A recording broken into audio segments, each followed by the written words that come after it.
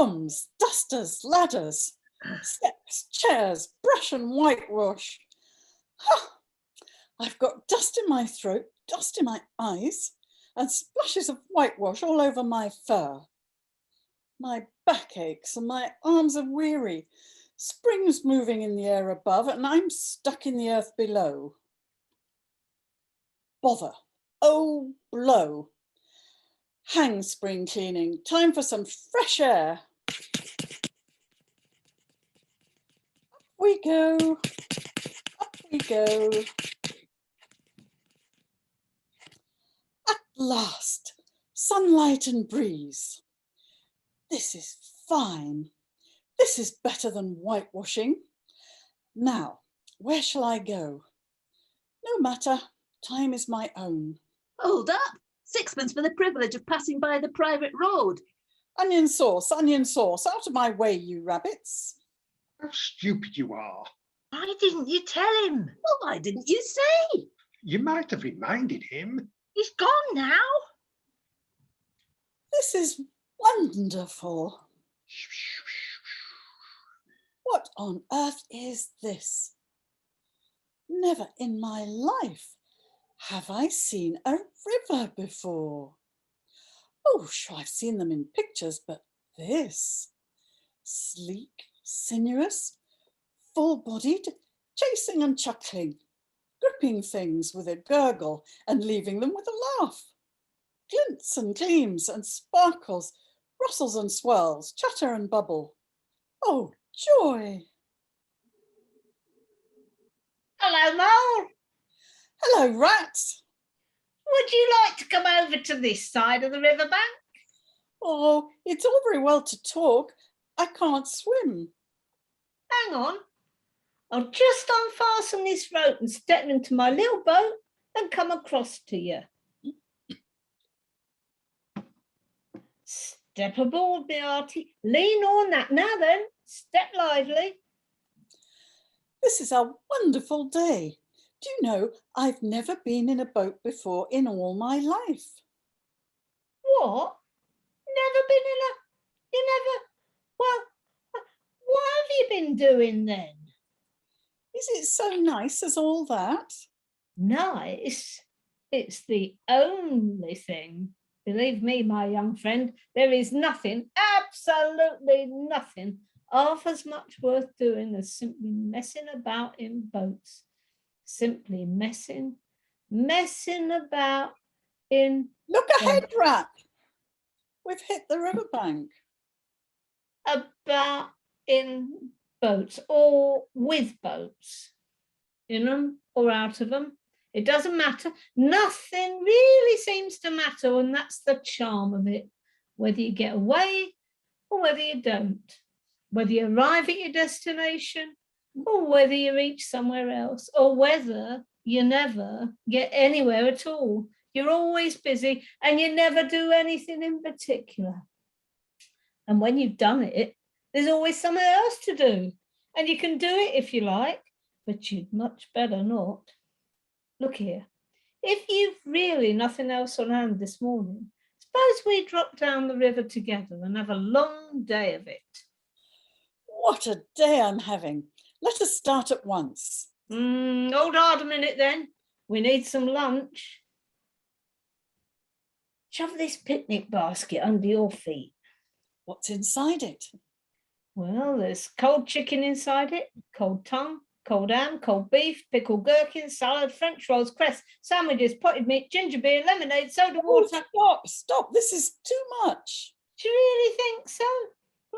It's only what I always take on these little excursions, and the other animals are always telling me that I'm a mean beast and cut it very fine. I like your clothes awfully, old chap. I'm going to get a black velvet smoking suit myself someday, soon as I can afford it. I beg your pardon. You must think me very rude, but this is all so new to me. So this is a river. The river? And you really live by the river? What a jolly life. By it, and with it, and on it, and in it. It's brother and sister to me, and aunts and company and food and drink, and naturally washing. It's my world, and I don't want any other. What it hasn't got is not worth having, and what it doesn't know is not worth knowing. Lord, the times we've had together, whether in winter or summer, spring or autumn, it's always got its fun and its excitements. When the floods are on in February, and my cellars and basement are brimming with drink that's no good to me, and the brown water runs by my best bedroom window, or again, when it all drops away and shows patches of mud that smells like plum cake, and the rushes and weeds clog the channels, and I can potter about dry shod over most of the bed of it and find fresh food to eat and things careless people have dropped out of their boats. But isn't it a bit dull at times, just you and the river, and no one else to pass a word with? No one else? Well, I mustn't be hard on you. You're new to it, and of course, you don't know.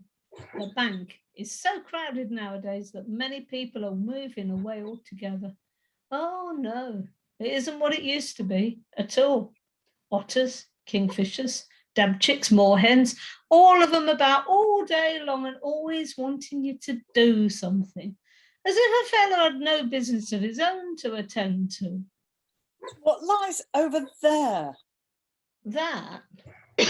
Oh, that's just the wildwood. We don't go there very much, we river bankers. Aren't they very nice people in there? Well, let me see. The squirrels are all right, and the rabbits, some of them, but rabbits are a mixed lot.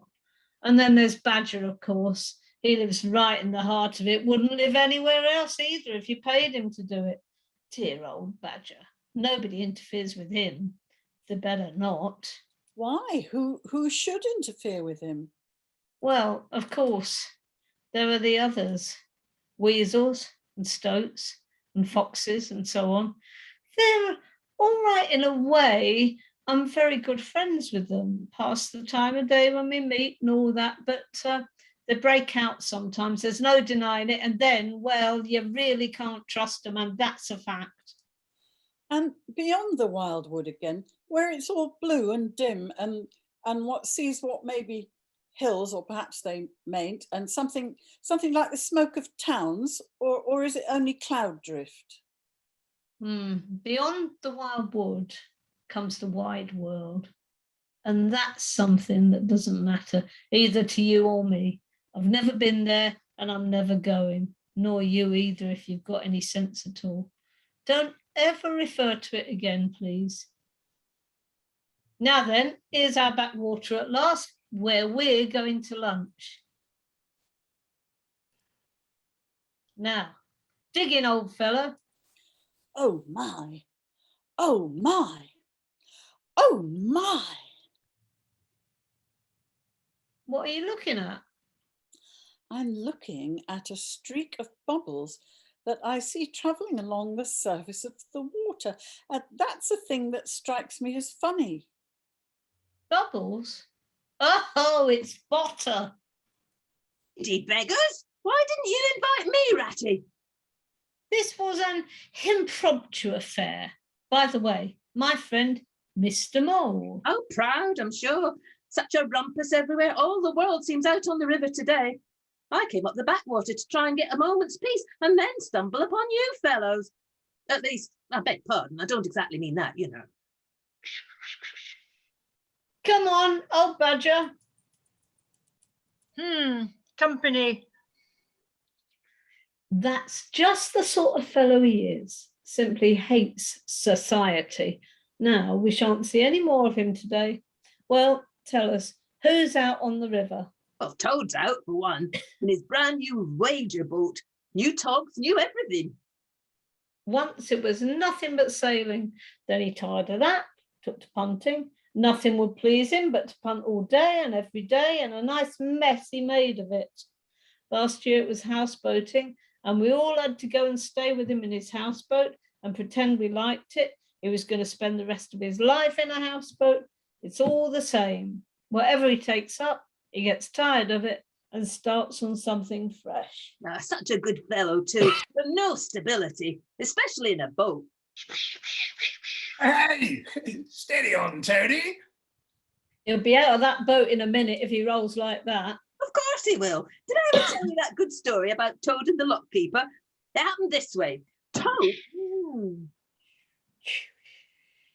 He's gone. After a mayfly, I want. Well, I suppose we ought to be moving.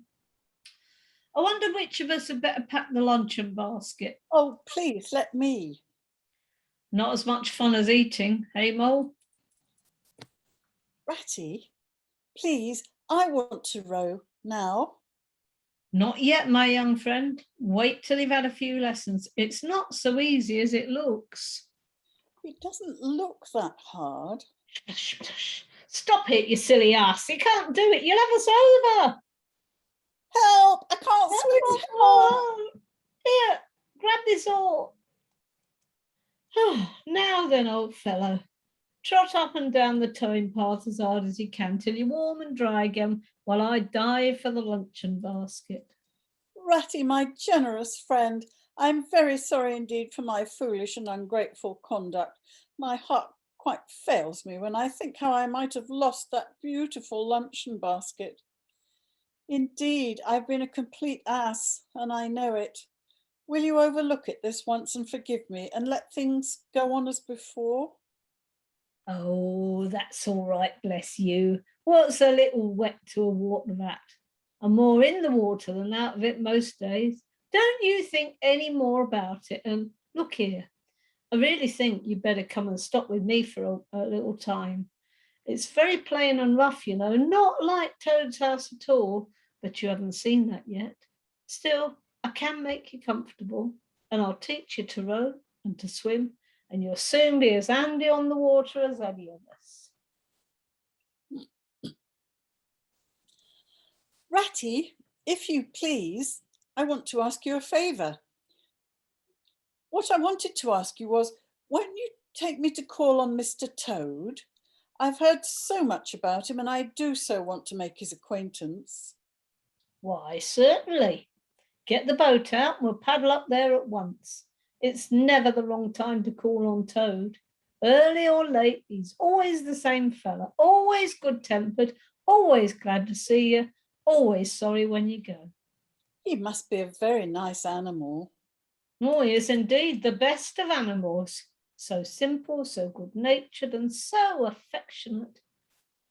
Perhaps he's not very clever. We can't all be geniuses, and it may be that he's both boastful and conceited, but he's got some great qualities, as Toady.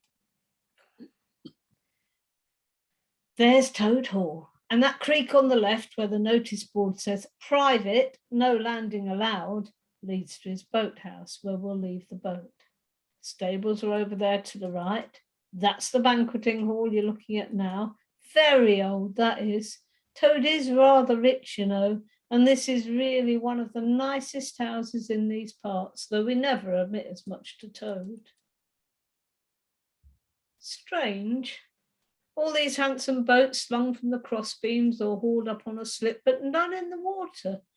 The place had an unused and deserted air. I understand. Boating's played out. He's tired of it and done with it. I wonder what new fad he's taken up with now. Come along and let's look him up. We shall hear all about it quite soon enough. Hooray, this is splendid. I was just going to send a boat down the river for you, Ratty, with strict orders that you were to be fetched up here at once, whatever you were doing. I want you badly, both of you. Now, what will you take? Come inside and have something. You don't know how lucky it is you're turning up just now.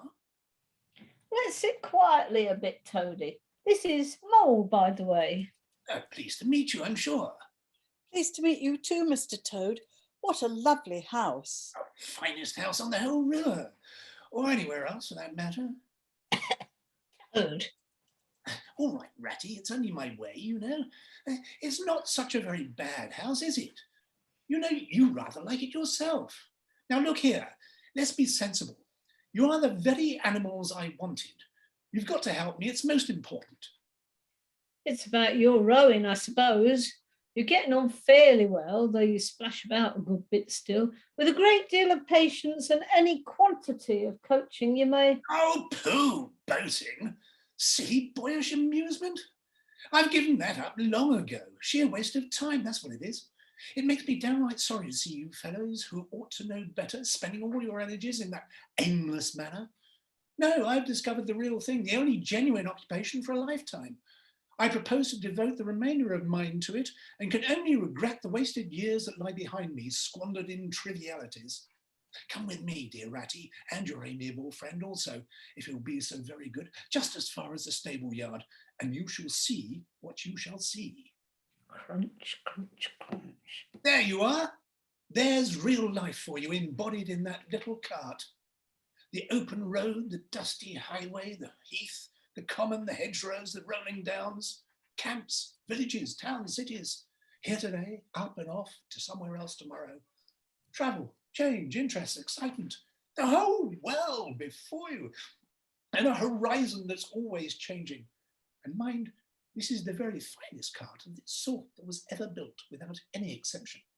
Come inside and look at the arrangements. Planned them all myself, I did. Very compact and comfortable, little sleeping bunks, a little table that folds up against the wall, cooking stove, lockers, bookshelves, a bird cage with a bird in it, and pots, pans, jugs and kettles of every size and variety. Complete. You see, biscuits, potted lobster, sardines, everything you could possibly want. Soda water here, baccy there, letter paper, bacon, jam, cards and dominoes. You'll find that nothing whatever has been forgotten when we make our start this afternoon.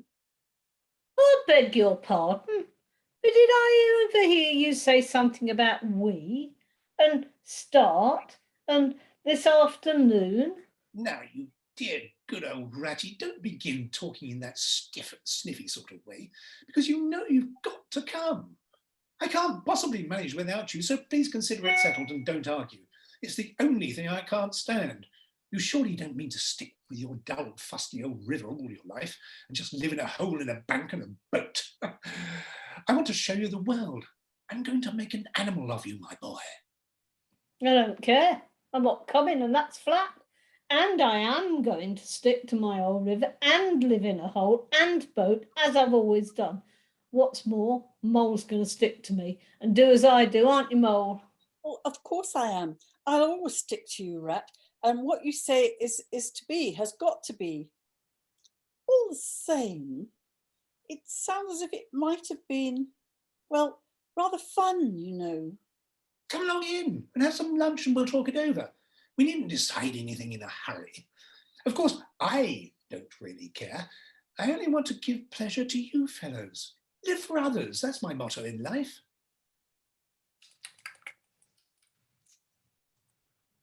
So are you glad you joined me? It is wonderful. The smell of the dust the horse kicks up is rich and satisfying. Out of thick orchards on either side of the road, birds call and whistle to us cheerily. Good-natured wayfarers passing us call good day or stop to say nice things about your beautiful cart. And rabbits sitting at their front doors in the hedgerows hold up their forepaws and say, oh my, oh my, oh my. Well, this is the real life for a gentleman. Talk about your old river. I don't talk about my river. You know I don't, Toad, but I think about it. I think about it all the time. I'll do whatever you like, Ratty. Shall we run away tomorrow morning quite early, very early, and go back to our dear old hole on the river? No, we'll see it out. Thanks awfully, but I ought to stick by Toad till this trip is ended. It wouldn't be safe for him to be left to himself. It won't take very long. His fads never do. What's that noise? And all that dust.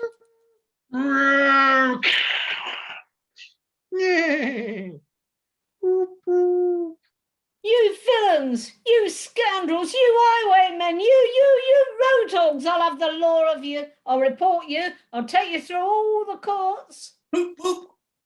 Eddie Dobbin. Hi, Toad, come and bear a hand, won't you? Poop, poop. Are you coming to help us, Toad? Glorious, daring sight. The poetry of motion, the real way to travel, the only way to travel. Here today, and the next week to tomorrow. Villages skipped, towns and cities jumped. Always somebody else's horizon. Oh, bliss. Oh, poop, poop, oh my, oh my. Oh, stop being an ass, Toad. And to think I never knew. All those wasted years that lie behind me, I never knew, never even dreamt. But now that I know, now that I fully realise, oh, what a flowery track lies spread before me henceforth. What dust clouds shall spring up behind me as I speed on my reckless way. What carts I shall fling carelessly into the ditch in the wake of my magnificent onset. Horrid little carts, common carts, canary-coloured carts. What are we to do with him? Nothing at all, because there really is nothing to be done. You see, I know him from old.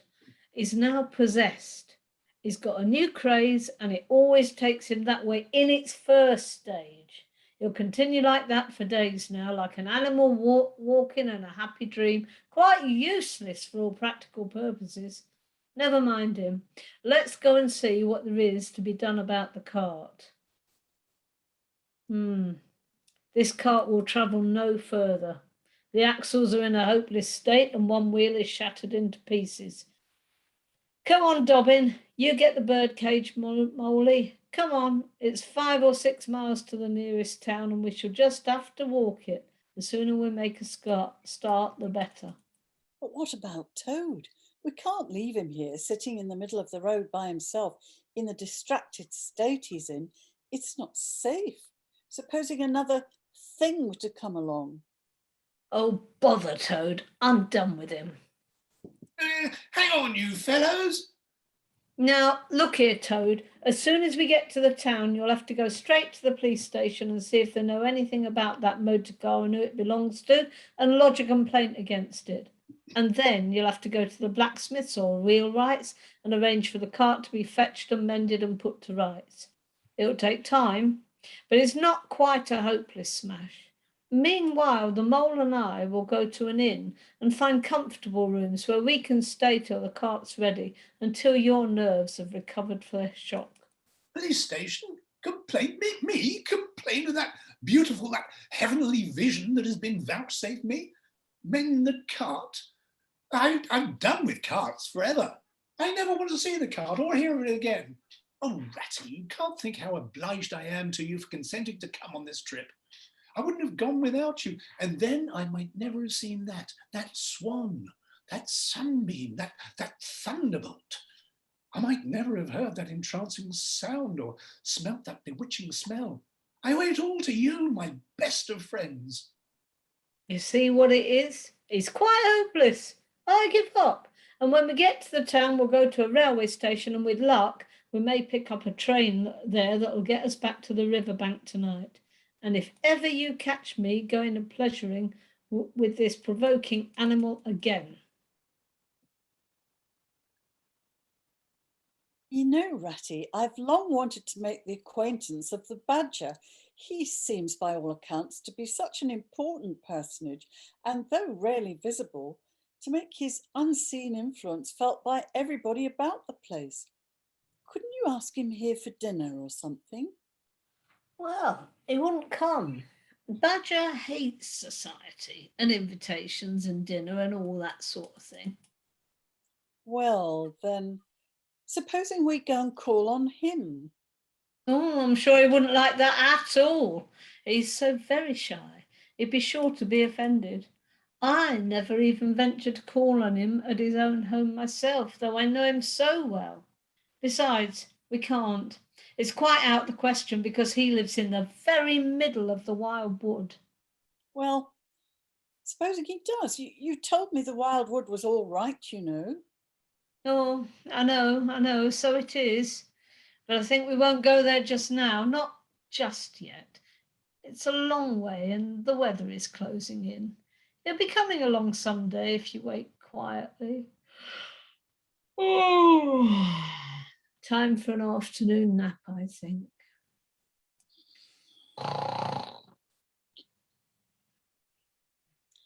Maybe I could pop out to see Badger whilst Ratty's asleep.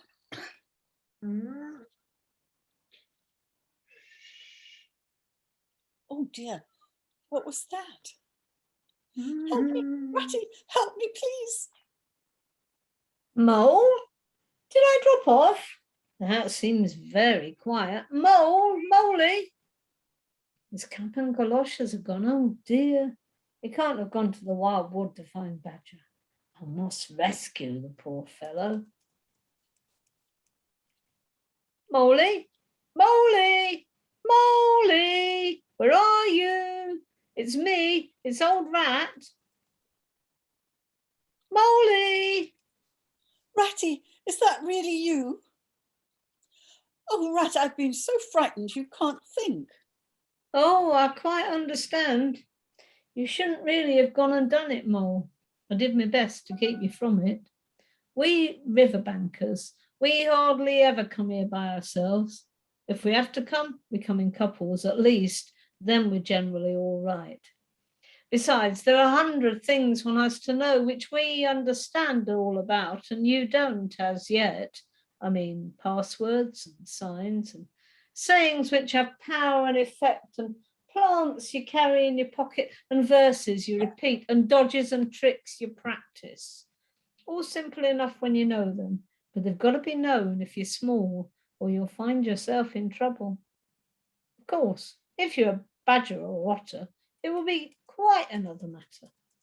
Surely the brave Mr. Toad wouldn't mind coming here by himself, would he? Old Toad? He wouldn't show his face here alone, not for a whole hatful of golden guineas, Toad wouldn't. Now then, we really must pull ourselves together and make a start for home while there's still a little light left. It will never do to spend the night here, you understand. Too cold, for one thing. Dear Ratty, I'm dreadfully sorry, but I'm simply dead beat, and that's a solid fact. You must let me rest here a while longer and get my strength back if I'm to get home at all. Oh, all right. Rest away. It's pretty nearly pitch dark now anyhow, and there ought to be a bit of a moon later.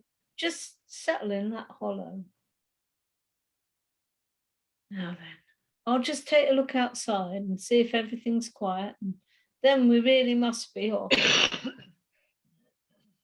Hello. Here is a go. What's up, Ratty? Snow is up, or rather down. It's snowing hard. Well, it can't be helped. We must make a start and take our chance, I suppose. The worst of it is, I don't exactly know where we are. And now this snow makes everything look so very different. Can't we rest a while longer? We can't. We have to make a push for it and do something or other. The cold is too awful for anything, and the snow will soon be too deep for us to be able to wade through. Look here. This is what occurs to me. There's a sort of dell down here in front of us where the ground seems all hilly and humpy and hummocky. We'll make our way down to that and try and find some sort of shelter, a cave or a hole with a dry floor to it, out of the snow and the wind, and there we'll have a good rest before we try again, for we're both of us pretty dead beat. Besides, the snow may leave off or something may turn up. Come on. Oh, my leg. Oh, my poor shin. Oh, poor old Mole. You don't seem to be having much luck today, do you? Let's have a look at the leg. Yep, you've cut your shin, sure enough. Wait till I get my handkerchief and I'll tie it up for you. I must have tripped over a hidden branch or a stump. Oh, my. Well, it's a very clean cut. That was never done by a branch or a stump. Looks as if it were made by a sharp edge or something in metal. Funny. Well, never mind what did it. It hurts just the same, whatever did it. Why are you scrambling around? Hang on a second. Oh, come on, Rat. Hooray! Hooray! Hooray! Hooray! What have you found, Ratty? Come and see. Well, I see it right enough. Seen the same sort of thing before, lots of times. Familiar object, I call it. A door scraper. Well, what of it? Why dance jigs around a door scraper? But don't you see what it means, you dull-witted animal? Of course I see what it means. It simply means that some very careless and forgetful person has left his door scraper lying about in the middle of the wild wood, just where it is sure to trip everybody up. Very thoughtless of him, I call it. When I get home, I shall go and complain about it to somebody or other. See if I don't. Oh dear, oh dear. Here, stop arguing and come and scrape. There. What did I tell you? Absolutely nothing whatever. Well, now you seem to have found another piece of domestic litter done for and thrown away, and I suppose you're perfectly happy. Better go ahead and dance your jig round that if you've got to, and get it over, and then perhaps we can go on and not waste any more time over rubbish heaps. Can we eat a doormat, or sleep under a doormat, or sit on a doormat and sledge home over the snow on it, you exasperating rodent? Do you mean to say that this doormat doesn't tell you anything? Really, Rat, I think we've had enough of this folly. Whoever heard of a doormat telling anyone anything? They simply don't do it. They're not that sort at all. Doormats know their place. Now, look here, you thick-headed beast. This must stop. Not another word, but scrape, scrape and scratch and dig and hunt around, especially on the sides of the hummock, if you want to sleep dry and warm tonight, for it's our last chance. There, that sign. Mr. Badger. Rat, you're a wonder, a real wonder, that's what you are. I see it all now. You argued it out step by step in that wise head of yours from the very moment that I fell and cut my shin, and you looked at the cut, and at once your majestic mind said to itself, door scraper, and then you turned to and found the very door scraper that did it. Did you stop there? No. Some people would have been quite satisfied, but not you. Your intellect went on working. Let me only just find a doormat, says you to yourself, and my theory is proved.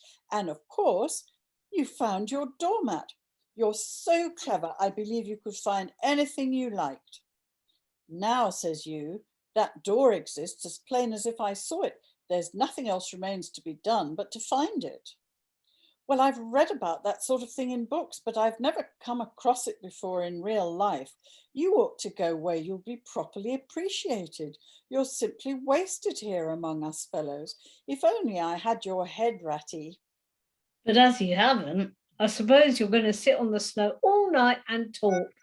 Get up at once and hang on to that bell pull you see there and ring hard as you can, while I hammer. Ring, ring, ring, ring, ring. Oh, Bang, bang, now, bang, the bang, very bang. next time this happens, I shall be exceedingly angry. Who is it this time, disturbing people on such a night? Speak up. Oh, Badger, let us in, please. It's me, Rat, and my friend Mole, and we've lost our way in the snow. What, Ratty, my dear little man? Oh, come along in, both of you at once. Why, you must be perished.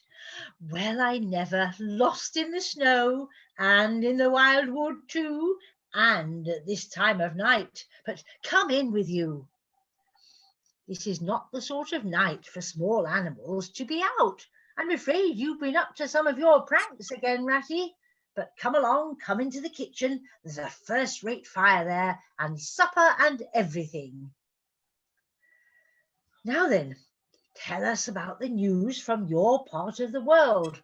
How's old Toad going on? Oh, from bad to worse. Another smash up only last week, and a bad one. You see, Will insists on driving himself, and he's hopelessly incapable. If he'd only employ a decent, steady, well-trained animal, pay him good wages, leave everything to him, he'd get on all right. But no, he's convinced he's a heaven-born driver, and nobody can teach him anything, and all the rest follows. How many has he had? Smashes? or machines. Oh well, after all, it's the same thing with Toad. This is the 7th.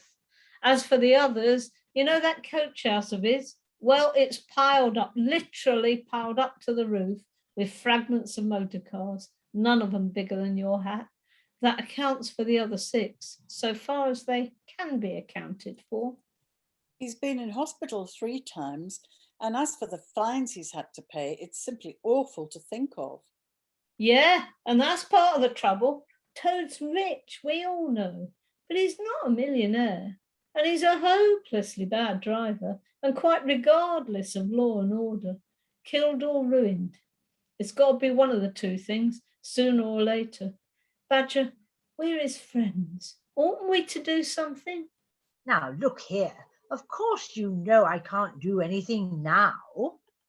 Of course, no animal, according to the rules of animal etiquette, is ever expected to do anything strenuous Or heroic. or even moderately active during the off-season of winter. Very well then. But when once the year has really turned and the nights are shorter and halfway through them one rouses and feels fidgety and wanting to be up and doing by sunrise, if not before, you know. We know. We know. Well, then that is you and me and our friend the mole here, we'll take Toad seriously in hand. We'll stand no nonsense whatever. We'll bring him back to reason, by force if need be. We'll make him be a sensible Toad.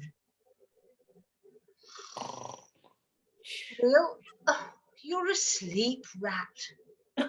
What? Not me. He's been asleep 2 or 3 times since supper.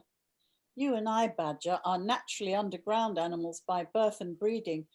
Ratty, who sleeps every night in a bedroom with windows opening on a breezy river, naturally feels the atmosphere still and oppressive. Oh, that's as may be. It's time we were all in bed.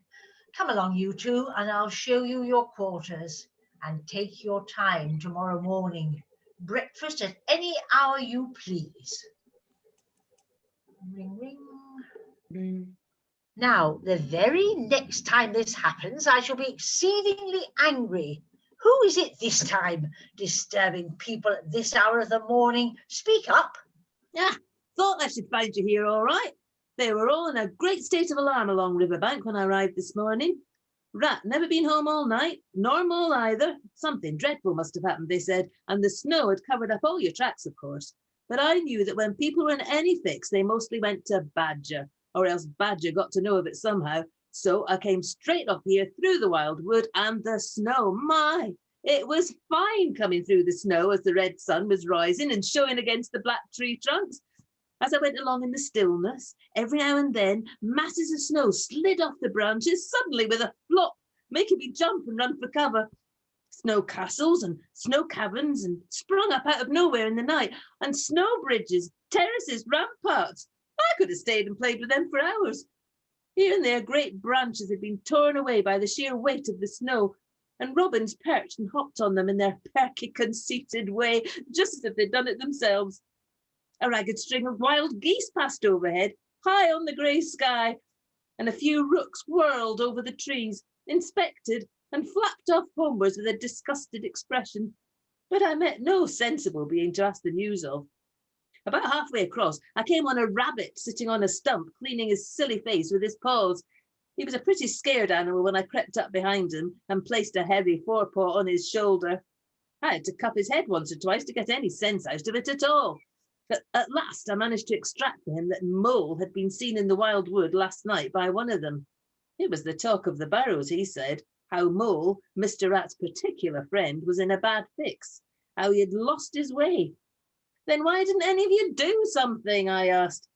You mayn't be blessed with brains, but there are hundreds and hundreds of you big stout fellows as fat as butter and your burrows running in all directions, and you could have taken them in and made them safe and comfortable, or tried to at all events.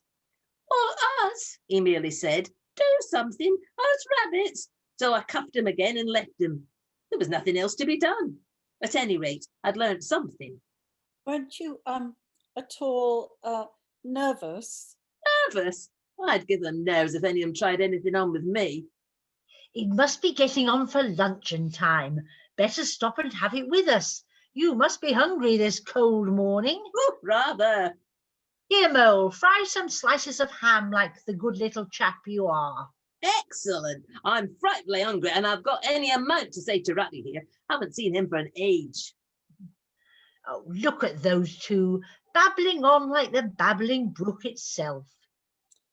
This place feels so comfortable and homelike.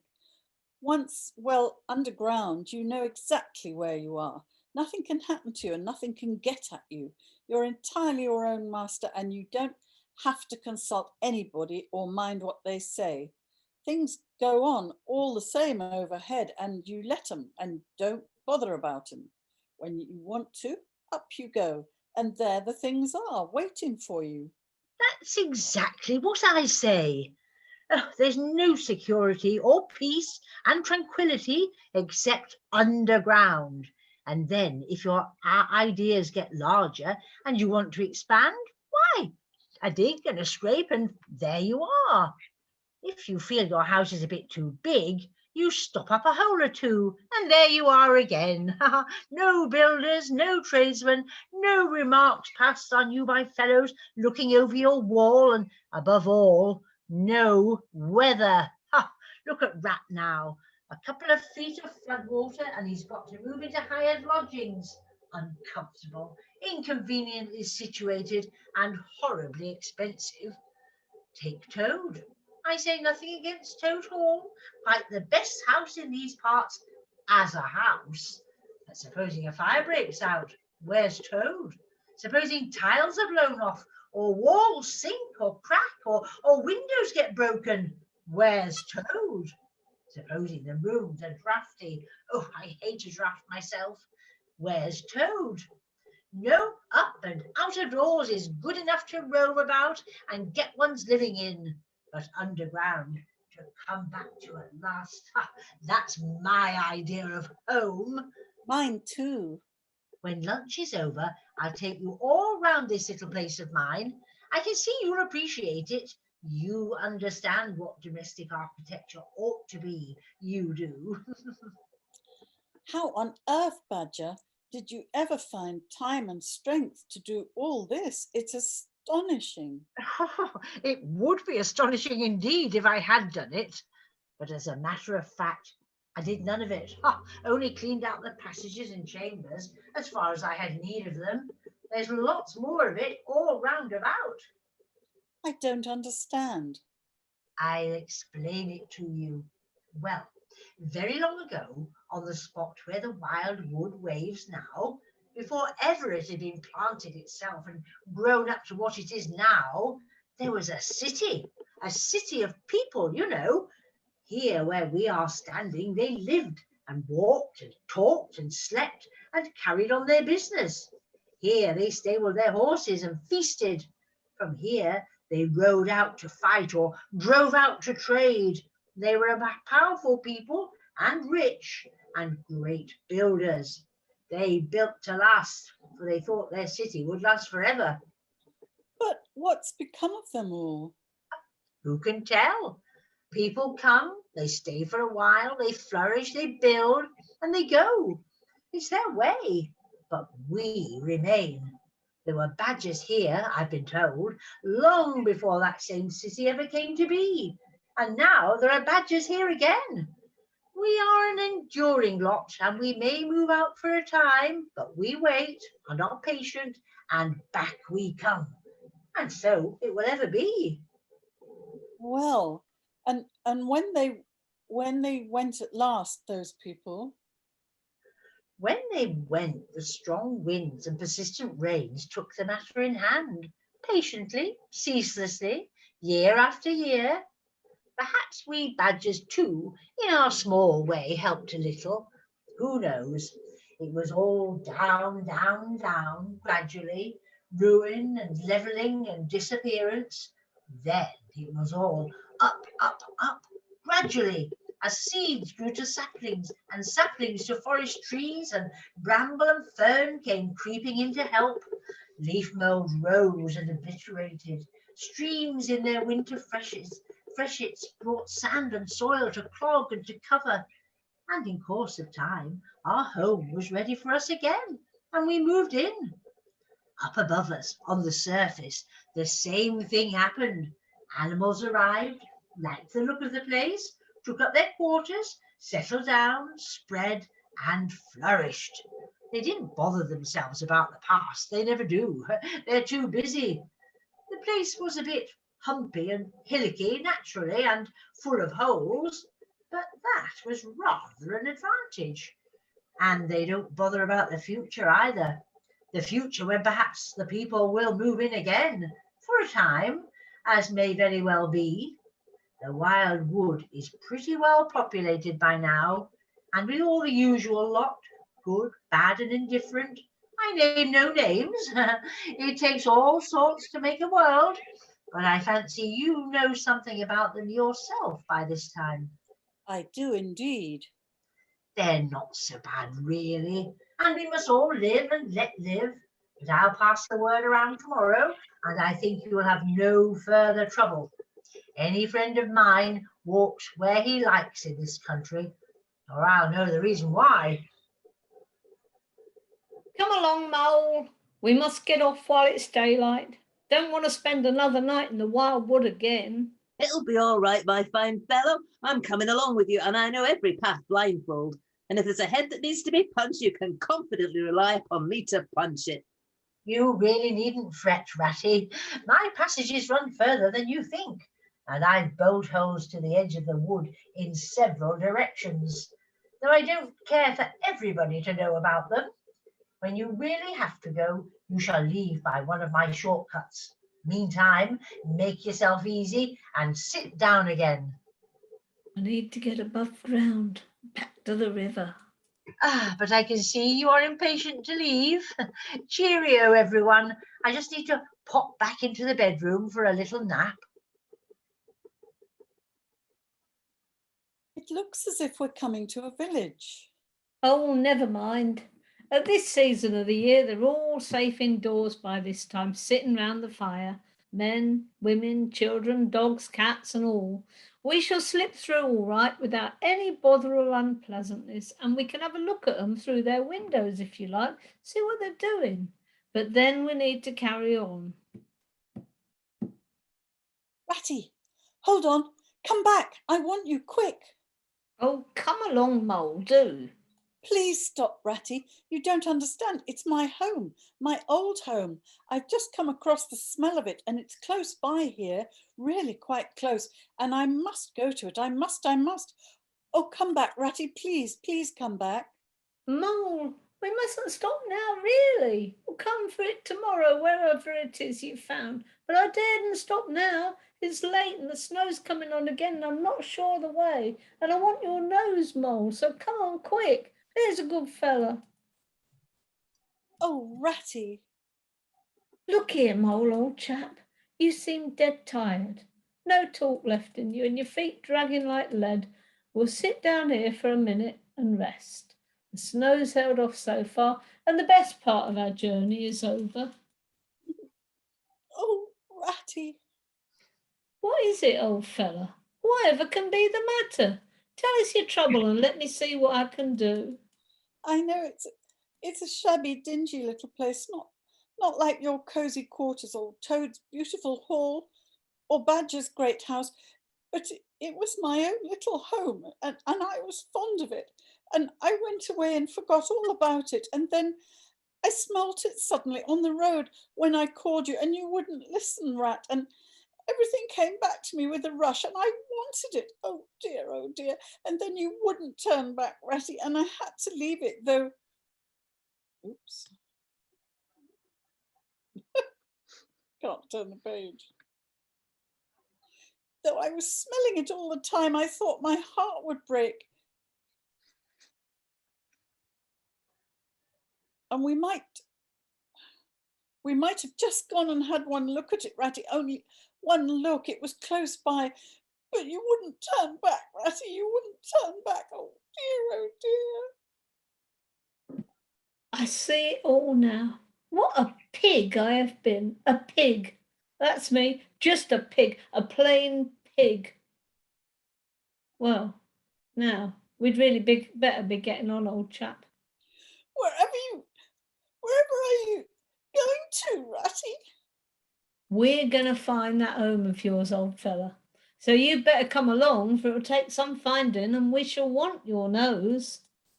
Oh, come back, Ratty, do. It's no good, I tell you. It's too late and too dark, and the place is too far off, and the snow's coming, and I never meant to let you know I was feeling that way about it. It was all an accident and a mistake. And think of Riverbank and your supper. And Riverbank, and supper too.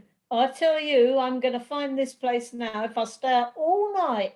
So cheer up, old chap, and take my arm, and we'll very soon be back there again. But Ratty. Now, no more talking. Business. Use your nose and give your mind to it.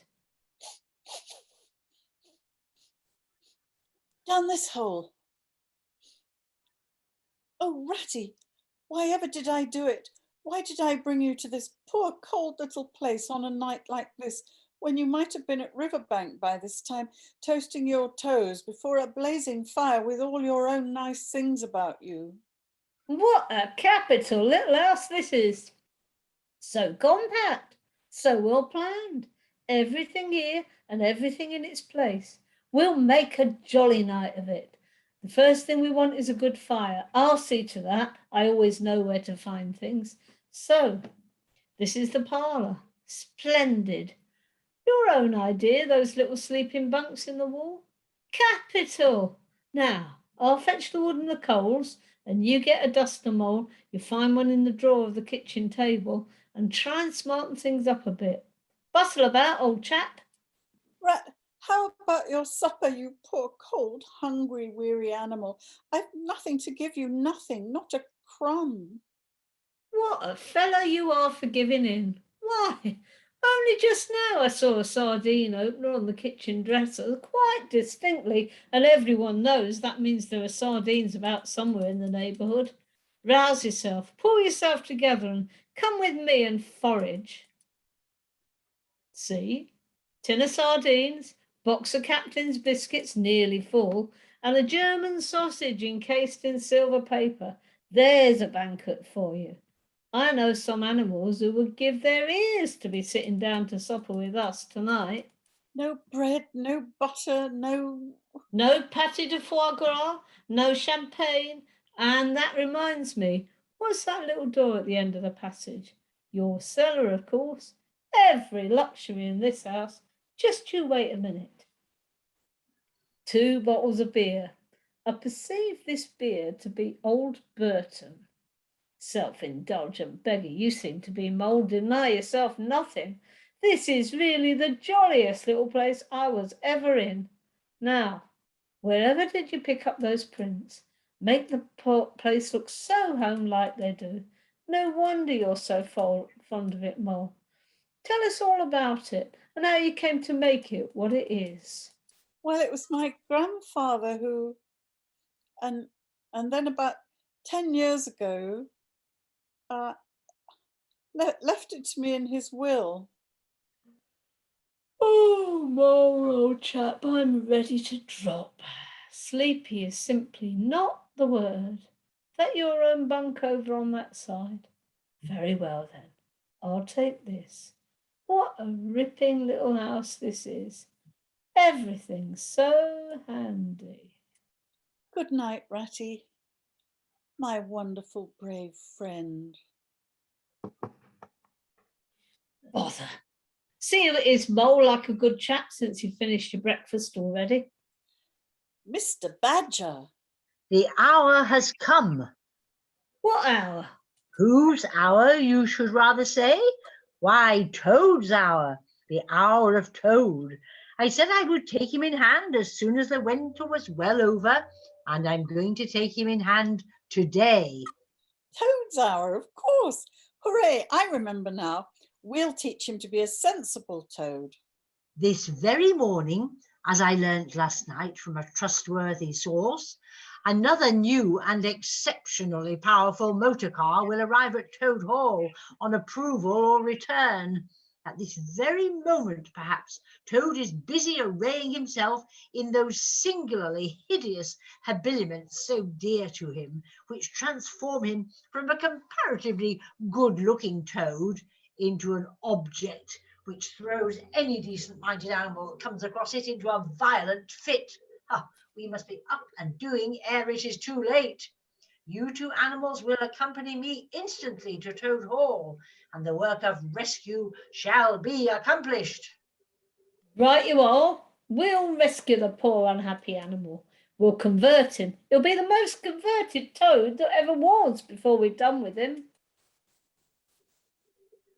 Hello, come on, you fellows. You're just in time to come with me for a jolly. For a jolly. Take him inside. And you, Mr. Chauffeur, with that new motor car, I'm afraid you won't be wanted today. Mr. Toad has changed his mind. He will not require the car. Please understand that this is final. You needn't wait. Now then, first of all, take those ridiculous things off. Shan't. What's the meaning of this gross outrage? I demand an instant explanation. Take them off him then, you two. You knew it must come to this sooner or later, Toad. You've disregarded all the warnings we've given you.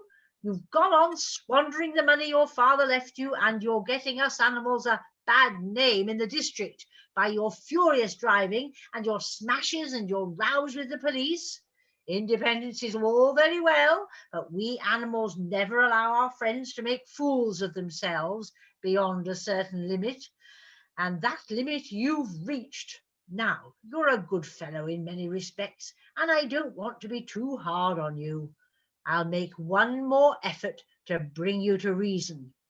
You will come with me into the smoking room, and there you will hear some facts about yourself, and we'll see whether you can come out of that room the same Toad that you went in. That's no good. Talking to Toad will never cure him. He'll say anything. Finish talking to him, Badger. It has taken almost an hour, but I think we are done. Sit down there, Toad. My friends, I am pleased to inform you that Toad has at last seen the error of his ways. He is truly sorry for his misguided conduct in the past, and he has undertaken to give up motor cars entirely and forever. I have his solemn promise to that effect. That is very good news. Very good news indeed. If only. There's only one thing more to be done. Toad, I want you solemnly to repeat before your friends here what you fully admitted to me in the smoking room just now. First, you are sorry for what you've done, and you see the folly of it all? No, I'm not sorry. And it wasn't folly at all. It was simply glorious. What? You backsliding animal! Didn't you tell me just now? Oh, yes, in there. I'd have said anything in there. You're so eloquent, dear Badger, and so moving and so convincing, and put all your points so frightfully well. You can do what you like with me in there, and you know it. I've been searching my mind since, and going over things in it, and I find that I'm not a bit sorry or repentant, really, so it's no earthly good saying I am now, is it? Then you don't promise never to touch a motor car again? Certainly not. On the contrary, I faithfully promise that the very first motor car I see, boop, boop, off I go in it. Told you so, didn't I? Oh, very well then. Since you won't yield to persuasion, we'll try what force can do. I feared it would come to this all along. You've often asked us three to come and stay with you, Toad, in this handsome house of yours. Well, now we're going to. When we've converted you to a proper point of view, we may quit, but not before. Take him upstairs, you two, and lock him up in his bedroom while we arrange matters between ourselves. It's for your own good, Toady, you know. Think what fun we shall have together, just as we used to when you've quite got over this painful attack of yours. We'll take great care of everything for you till you're well, Toad, and we'll see your money isn't wasted as it has been. No more of those regrettable incidents with the police, Toad. And no more weeks in hospital being ordered about by female nurses, Toad. Ooh, sexist. It's going to be a tedious business. I've never seen Toad so determined. However, we will see it out. He must never be left an instant unguarded. We shall have to take it in turns to be with him till the poison has worked itself out of his system. We will arrange watches accordingly. Each animal takes it in turns to sleep in Toad's room at night and divide the day up between us. Toad's still in bed today. Can't get much out of him except, "Oh, leave me alone." Now, you look out, Rat, when Toad's quiet and submissive and playing at being the hero of a Sunday school prize, then he's at his artfulest. There's sure to be something up. I know him. Well, now, I must be off. How are you today, old chap? Thank you so much, dear Ratty. So good of you to inquire. But first, tell me how you are yourself, and the excellent Mole. Oh, we're all right. Mole is going out for a run round with Badger. They'll be out till luncheon time. So you and I will spend a pleasant morning together, and I'll do my best to amuse you. Now jump up, there's a good fellow, and don't lie moping there on a fine morning like this. Oh, dear kind Ratty, how little you realise my condition, and how very far I am from jumping up now, if ever. But do not trouble about me. I hate being a burden to my friends, and I do not expect to be one much longer. Indeed, I almost hope not. Well, I hope not too. You've been a fine bother to us all this time, and I'm glad to hear it's going to stop. And in weather like this, and the boating season just beginning.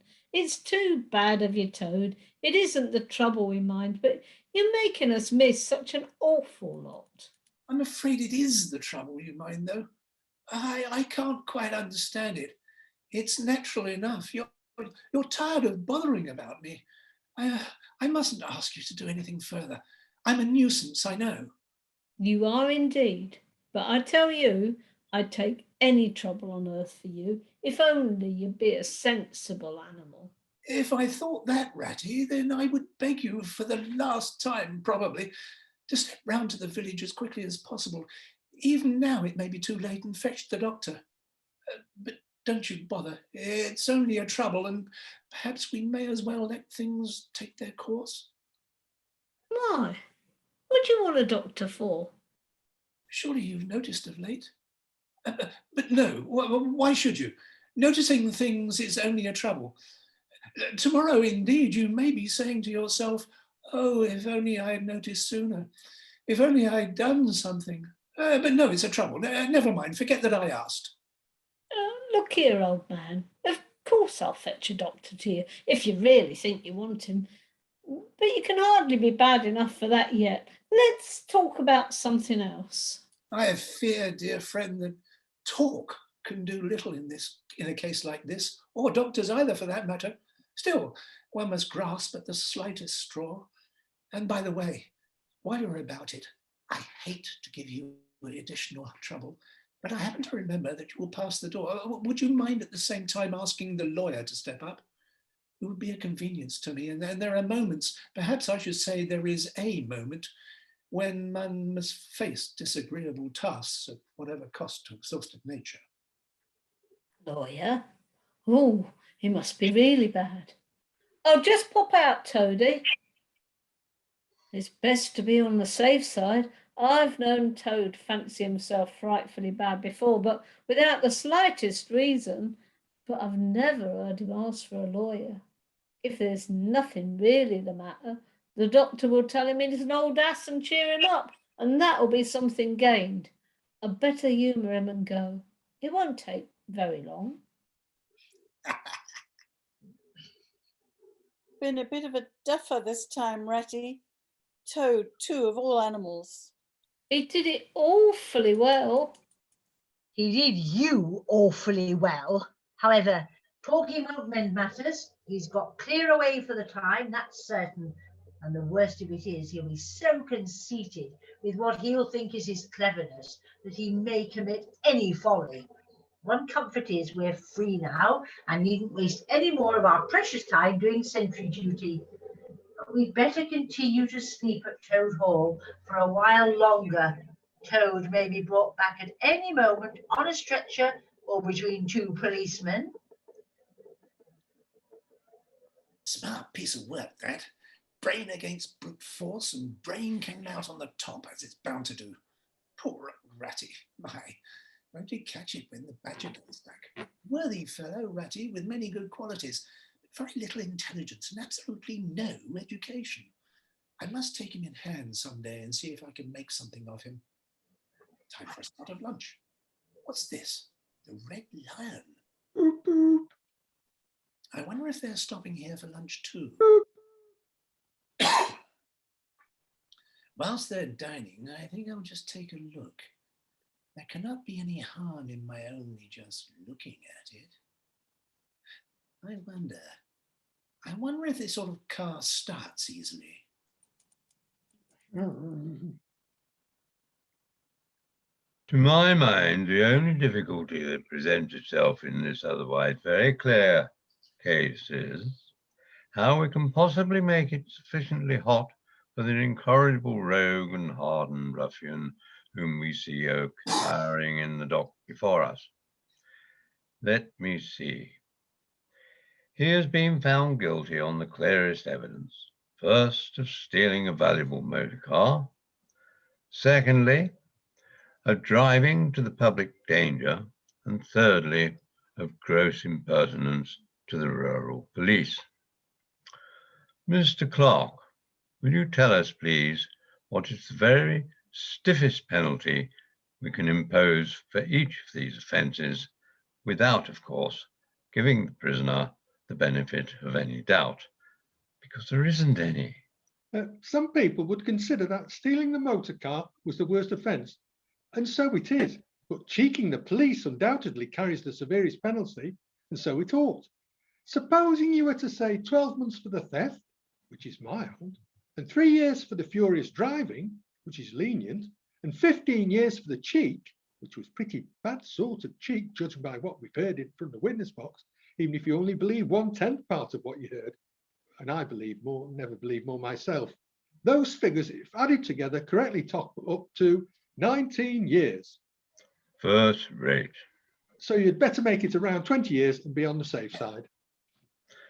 An excellent suggestion.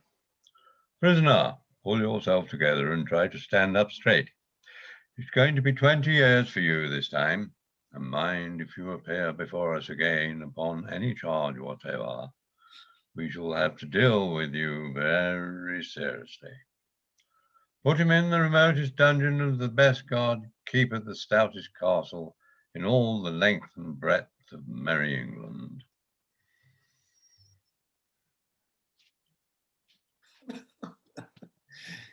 This is the end of everything. At least it is the end of the career of Toad, which is the same thing. The popular and handsome Toad, the rich and hospitable Toad, the Toad so free and careless and debonair. How can I hope to be ever set at large again, who have been imprisoned so justly for stealing so handsome a motor car in such an audacious manner, and for such a lurid and unimaginative cheek bestowed upon such a number of fat, red-faced policemen? Stupid animal that I was. Now I must languish in this dungeon till people who are proud to say they knew me have forgotten the very name of Toad. Oh, wise old badger. Oh, clever, intelligent rat and sensible mole. What sound judgments, what a knowledge of men and matters you possess. Oh, unhappy and forsaken Toad. Oh, now cheer up, Toad. My father, the jailer, knows how fond of animals I am. I said that I would try to get you to eat. Sit up and dry your eyes and be a sensible animal. And do try and eat a bit of dinner. See, I've brought you some of mine, hot from the oven, bubble and squeak. Tell me about Toad Hall. It sounds beautiful. Toad Hall is an eligible self-contained gentleman's residence, very unique, dating in part from the 14th century, but replete with every modern convenience. Up-to-date sanitation, 5 minutes from church, post office and golf links, suitable for... It's the animal. I don't want to buy it. Tell me something real about it. But first, wait till I fetch you some tea and toast. Here you are now, Toad. Just listen, please. I have an aunt who is a washerwoman. There, never mind. Think no more about it. I have several aunts who ought to be washerwomen. Oh, do be quiet a minute, Toad. You talk too much. That's your chief fault. And I'm trying to think, and you hurt my head. As I said, I have an aunt who is a washerwoman. She does the washing for all the prisoners in this castle. We try to keep any paying business of that sort in the family, you understand. She takes out the washing on Monday morning and brings it in on Friday evening. This is a Thursday. Now, this is what occurs to me. You're very rich and she's very poor. A few pounds wouldn't make any difference to you, and it would mean a lot to her. Now, I think if she were properly approached, squared, I believe is the word you animals use, you could come to some arrangement by which she would let you have her dress and bonnet and so on, and you could escape from the castle as the official washerwoman. You're very alike in many respects, particularly about the figure. They're not. I have a very elegant figure for what I am. So is my aunt, for what she is. But having your own way, you horrid, proud, ungrateful animal. I'm sorry for you and trying to help you. Yes, that's all right. Thank you very much indeed. But look here. You wouldn't surely have Mr. Toad of Toad Hall going about the country disguised as a washerwoman? Then you can stop here as a toad. I suppose you want to go off in a coach and four. You're a good, kind, clever girl, and I'm indeed a proud and a stupid toad. Introduce me to your worthy aunt if you would be so kind, and I shall have no doubt that the excellent lady and I will be able to arrange terms satisfactory to both parties. This is my aunt. Pleased to meet you, I'm sure. Now, put on this cotton print gown, apron, shawl, and black bonnet. Over my clothes? Oh, of course not. Take off that coat and waistcoat of yours. You're fat enough as it is. Oh, you're the very image of her. Only I'm sure you never looked half so respectable in all your life before. Now, goodbye, Toad, and good luck. Go straight down the way you came up, and if anyone says anything to you, as they probably will, being but men, you can chaff back a bit, of course, but remember, you're a widow woman, quite alone in the world, with a character to lose. Aha, this is a piece of luck. A railway station is the thing I want most in the whole world at this moment, and what's more, I didn't go through the town to get it, and shan't have the support this humiliating character that repartees which, though thoroughly effective, do not assist one's sense of self-respect. More luck. The next train goes close by Toad Hall.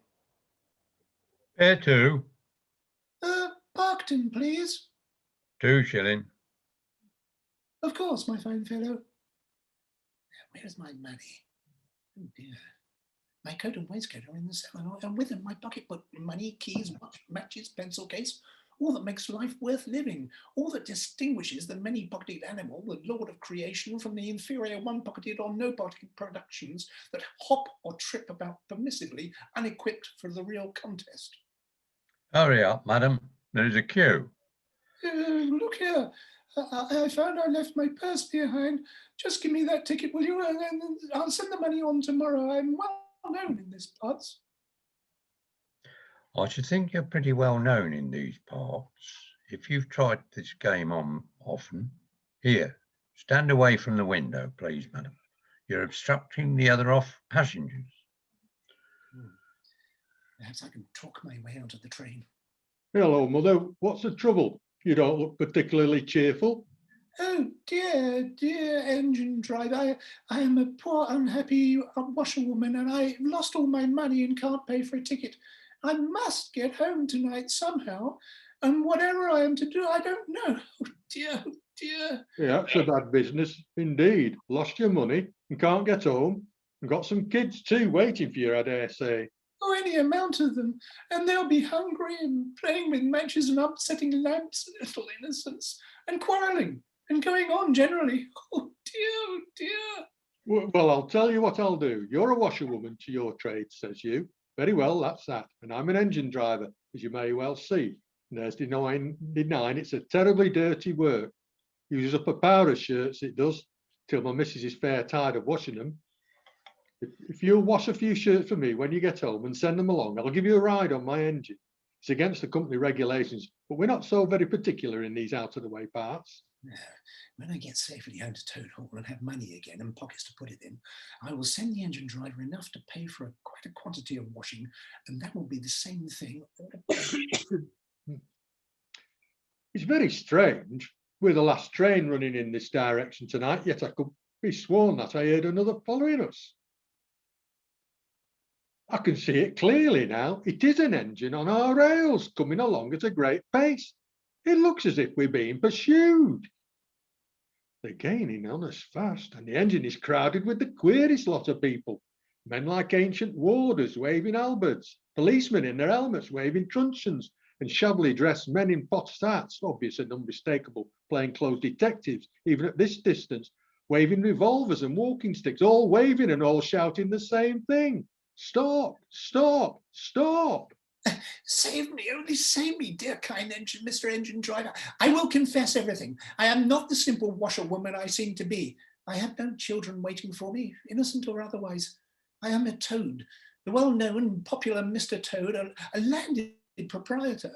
I have just escaped, to my great daring and cleverness, from a loathsome dungeon into which my enemies have flung me.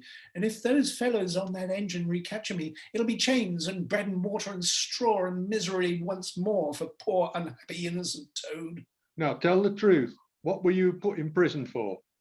It was nothing very much. I only borrowed a motor car while the owners were at lunch. They had no need of it at the time. I didn't mean to steal it, really, but people, especially magistrates, take such harsh views of thoughtless and high-spirited actions. I fear you've indeed been a wicked Toad, and by rights I ought to give you up to offended justice. For you are evidently in sore trouble and distress, so I'll not desert you. I don't hold with motor cars for one thing, and I don't hold with being ordered about by policemen when I'm on my own engine for another. And the sight of an animal in tears always makes me feel queer and soft-hearted.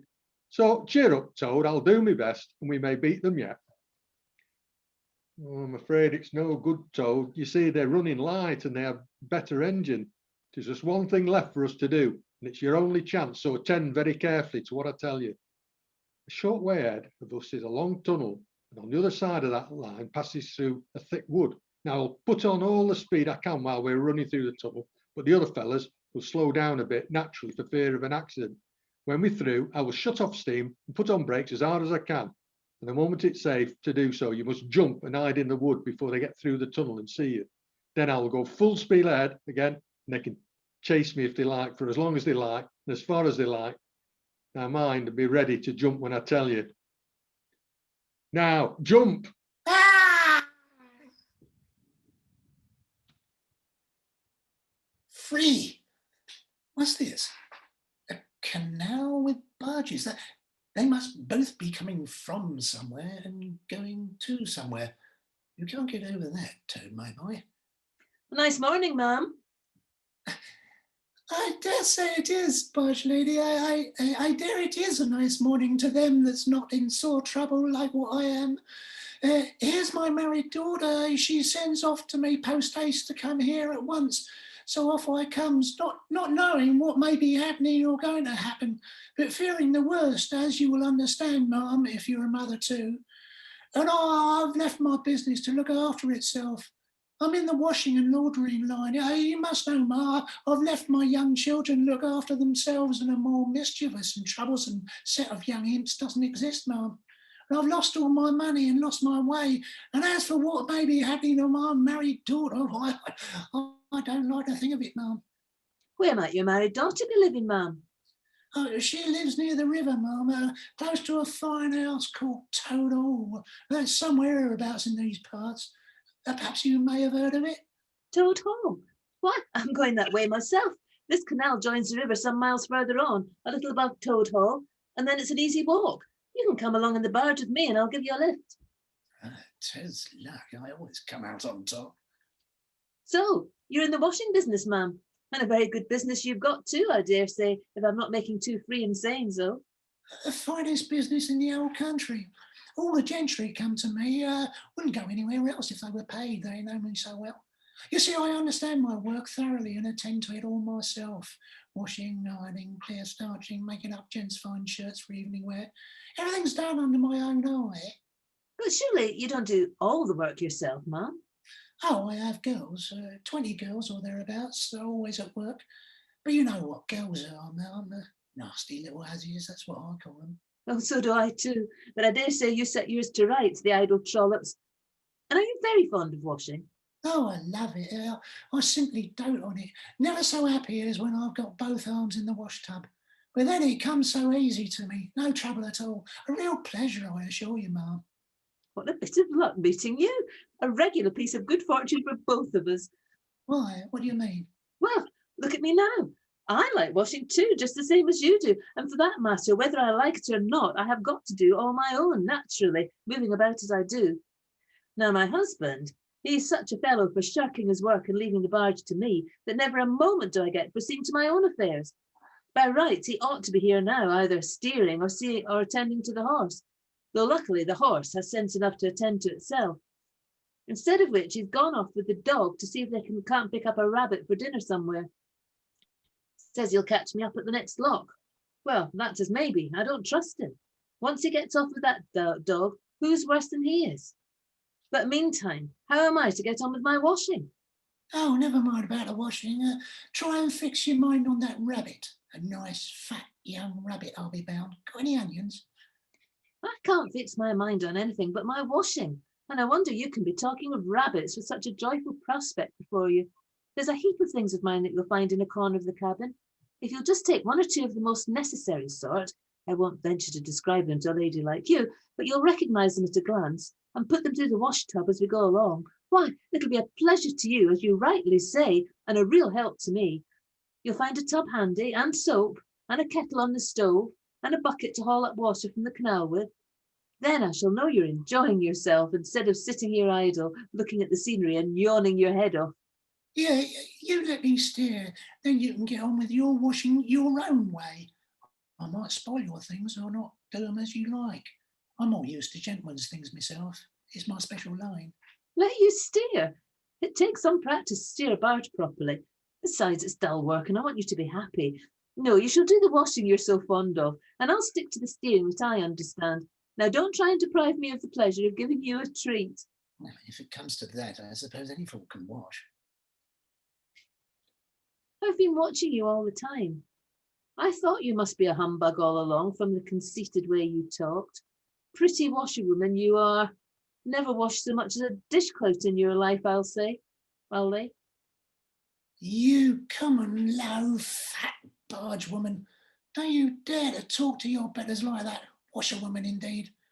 I would have you know that I am Toad, a very well-known, respected, distinguished Toad.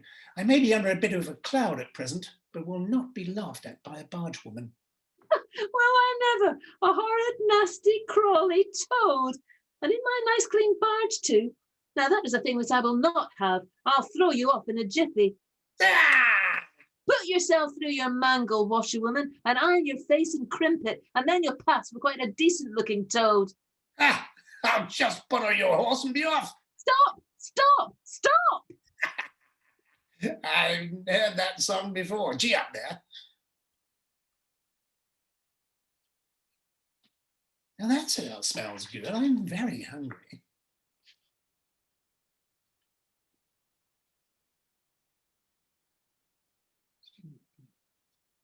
I hope it's not me because I've lost it. Oh, right. Do you want me to do Gypsy? Yeah, Oh, sorry, I was looking forward to that as well. yeah. No, Scene- no, keep going. It's the start of scene 6, Scene 6. page 40. Right, no, I haven't got pages on there. It just went. Act 3, scene 6. Is it Act 2, scene 6? No, 3, I think. Act 3, scene 6. I'm sorry. Yes. Right, hold on a minute. Scene 2. Scene 4. Oh, we got in there. 5. 6. Gypsy. Want to sell that there horse of yours? What? Me to sell this beautiful young horse of mine? Oh no, it's out of the question. Who's going to take the washing home to my customers every week? Besides, I'm too fond of him and he simply dotes on me. Try and love a donkey. Some people do. You don't seem to see that this fine horse of mine is a cut above you altogether. He's a blood horse, he is, partly. Not the part you see, of course, another part. And he's been a prize hackney too in his time. That was the time before you knew him, but you can still tell it on him at a glance, if you understand anything about horses. No, he's not to be thought of for a moment. All the same, how much might you be disposed to offer me for this beautiful young horse of mine? I'm just a poor gypsy. Shilling a leg? Shilling a leg, if you please. I must take a little time to work that out and see what it comes to. Shilling a leg. Why, that comes to exactly 4 shillings and no more. Oh, no, I couldn't think of accepting 4 shillings for this beautiful young horse of mine. Well, I'll tell you what I'll do. I'll make it 5 shillings, and that's 3 and 6pence more than the animal's worth. And that's my last word. Look here, Gypsy. I'll tell you what we'll do, and this is my last word. You shall hand me over 6 shillings and 6pence cash down. And further, in addition thereto, you shall give me as much food as I can possibly eat, on one sitting, of course, out of that iron pot of yours that keeps sending forth such delicious and exciting smells. In return, I will make over to you my spirited young horse with all the beautiful harness and trappings that are on him, freely thrown in. If that's not good enough for you, say so, and I'll be getting on. I know a man here who's wanted this horse for mine for years. I declare that if I did a few more deals of that sort, I'd be ruined. But here you are, 6 shillings and 6pence. And a bonus to you? Here you are.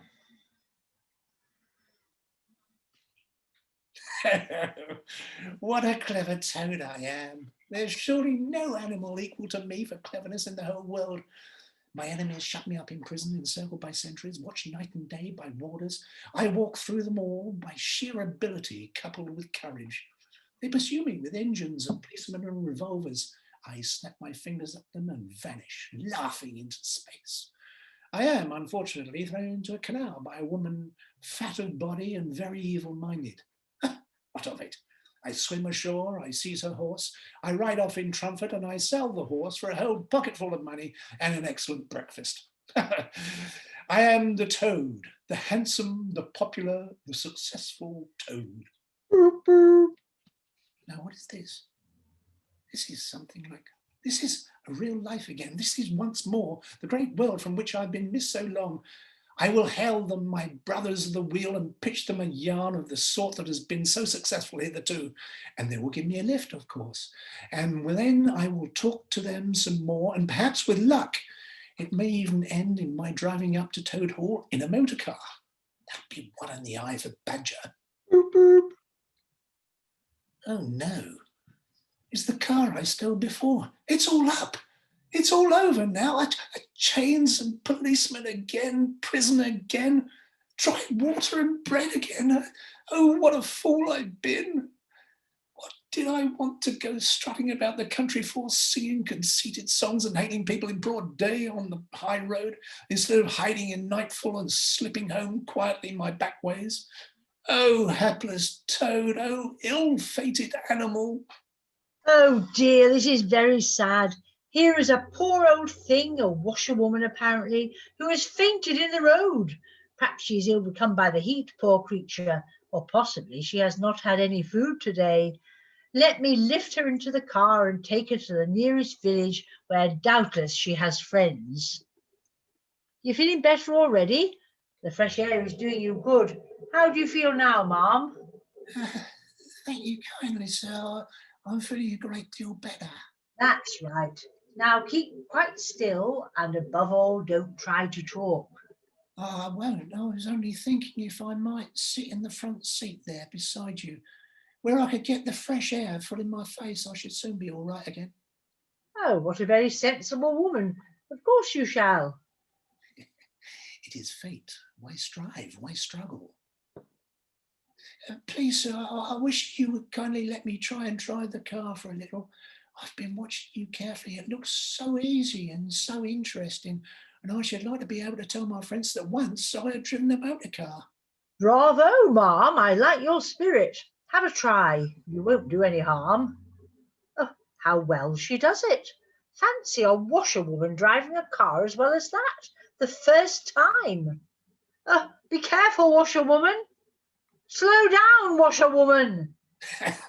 Washerwoman indeed. I am the Toad, the motor car snatcher, the prison breaker, the Toad who always escapes.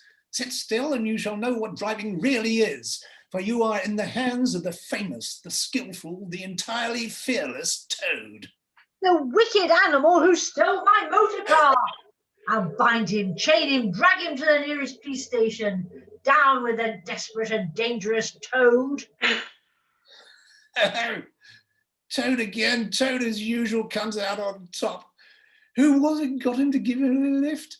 Who managed to get on the front seat for the sake of fresh air? Who persuaded him into letting him see if he could drive? Who landed him in a horse pond? Who escaped flying gaily and unscathed through the air, leaving the narrow-minded, grudging, timid excursionist in the mud where he should rightly be? Why, Toad, of course. Clever Toad. Great Toad. Good Toad. The motor car went boop, boop, boop as it raced along the road. Who was it steered it into a pond? Ingenious Mr. Toad. Oh, how clever I am. How clever. How clever. How very clever. Stop! Stop! Stop! Stop! Oh, misery. Oh, despair. The driver and the two policemen. Run, run, run. Oh, my. What an ass I am. What a conceited and heedless ass. Swaggering again. Shouting and singing songs again, sitting still and gassing again. Oh my, oh my, oh my. Ah! A river. Help! A fast flowing river. Too fast for me. Help! Oh my, if I ever steal a motor car again, if ever I sing another conceited song, help me, please. Here, grab my paw. Oh, Ratty. Oh, Ratty, I've been through such times since I saw you last that you can't think. Such trials, such sufferings, and all so nobly borne. Then such escapes, such disguises, such subterfuges, and all so cleverly planned and carried out. Been in prison, got out of it, of course. Been thrown into a canal, swam ashore, stole a horse, sold him for a large sum of money, humbugged everybody, made them all do exactly what I wanted. Oh, I am a smart Toad, and no mistake. What do you think my last exploit was? Just hold on till I tell you. Toad, you go off upstairs at once and take off that old cotton rag that looks as if it might formerly have belonged to some washerwoman, and clean yourself thoroughly and put on some of my clothes and try and come down looking like a gentleman, if you can, for a more shabby, bedraggled, disreputable looking object than you are I never set eyes on in my whole life. Now stop swaggering and arguing and be off. I'll have something to say to you later. Now, Toady, I don't want to give you pain after all you've been through already, but seriously, don't you see what an awful ass you've been making of yourself? On your own admission, you've been handcuffed, imprisoned, starved, chased, terrified out your life, insulted, jeered at, and ignominiously flung into the water by a woman too. Where's the amusement in that? Where does the fun come in? And all because you must needs go and steal a motor car. You know, you've never had anything but trouble from motor cars from the moment you first set eyes on one, but you will be mixed up with them, as you generally are, 5 minutes after you've started. Why steal them? Be a cripple if you think it's exciting. Be a bankrupt for a change if you've set your mind on it. But why choose to be a convict? When are you going to be sensible and think of your friends and try and be a credit to them? Do you suppose it's any pleasure to me, for instance, to hear animals saying as I go about that I'm the chap that keeps company with jailbirds? It was fun, though. Awful fun. Poop, poop. Are you listening to me? Quite right, Ratty. How sound you always are. Yes, I've been a conceited old ass. I can quite see that. But now I'm going to be a good toad and not do it anymore. As for motor cars, I've not been at all so keen about them since my last ducking in that river of yours. But the fact is, while I was hanging on to the edge of your hole and getting my breath, I had a sudden idea, a really brilliant idea, connected with motorboats. There. Don't take on so, old chap, and stamp and upset things. It was only an idea, and we won't talk any more about it now.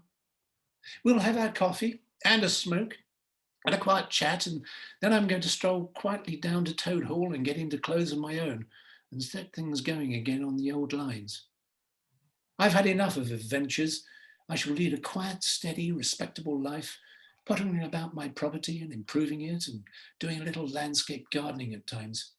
There will always be a bit of dinner for my friends when they come and see me, and I shall keep a pony chaise to jog about in the country in, just as I used to in the good old days before I got restless and wanted to do things.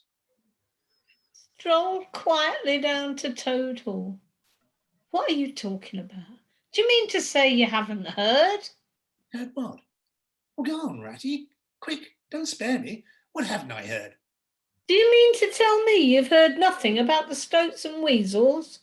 What, the Wild Wooders? No, not a word. What have they been doing? And how they've been and taken Toad Hall?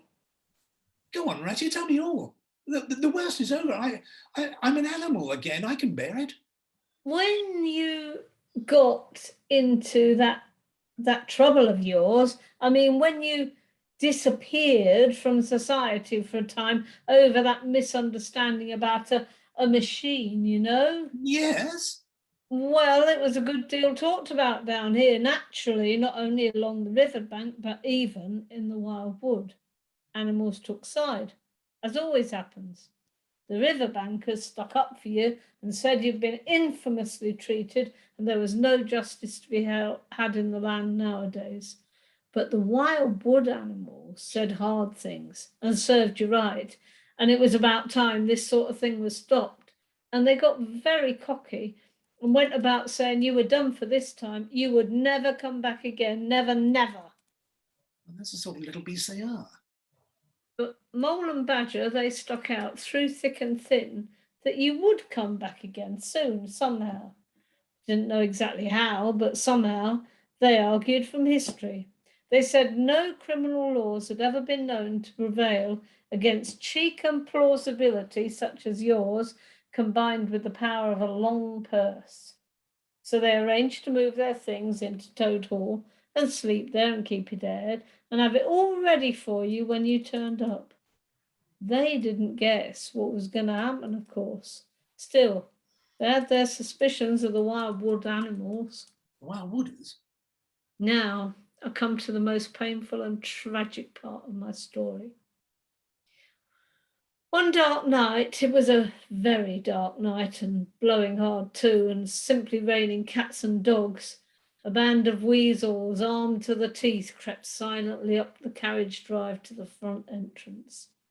Simultaneously, a body of desperate ferrets advancing through the kitchen garden possessed themselves of the backyard and offices, while a company of skirmishing stoats who stuck at nothing occupied the conservatory and the billiard room and held the French windows opening onto the lawn. The mole and the badger were sitting by the fire in the smoking room, telling stories and suspecting nothing, for it wasn't a night for any animals to be out in, when those bloodthirsty villains broke down the doors and rushed in upon them from every side. They made the best fight they could, but what was the good? They were unarmed and taken by surprise, and what can two animals do against hundreds? They took and beat them severely with sticks, those two poor faithful creatures, and turned them out into the cold and the wet, with many insulting uncalled for remarks.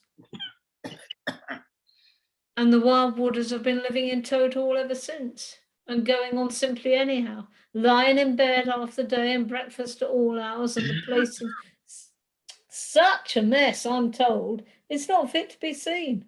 Eating your grub and drinking your drink and making bad jokes about you and singing vulgar songs about prisons and magistrates and policemen. Horrid personal songs with no humour in them. And they're telling the tradespeople and everyone that they've come to stay for good. Oh, have they? I'll jolly soon see about that. It's no good, Toad. You better come back and sit down. You'll only get into trouble. Who comes there? Stuff and nonsense. What do you mean by talking like that to me? Come out of that at once, or I'll... What did I tell you? It's no good. They've got sentries posted and they're all armed. You must just wait. Ratty, I see that I've been a headstrong and wilful Toad. Henceforth, believe me, I will be humble and submissive and will take no action without your kind advice and full approval. If that really is so, then my advice to you is, considering the lateness of the hour, to sit down and have your supper, which will be on the table in a minute, and be very patient. For I am convinced that we can do nothing until we've seen the mole and the badger and heard their latest news and held conference and taken their advice in this difficult matter.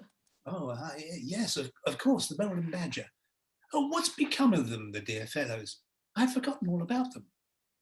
Well, may you ask.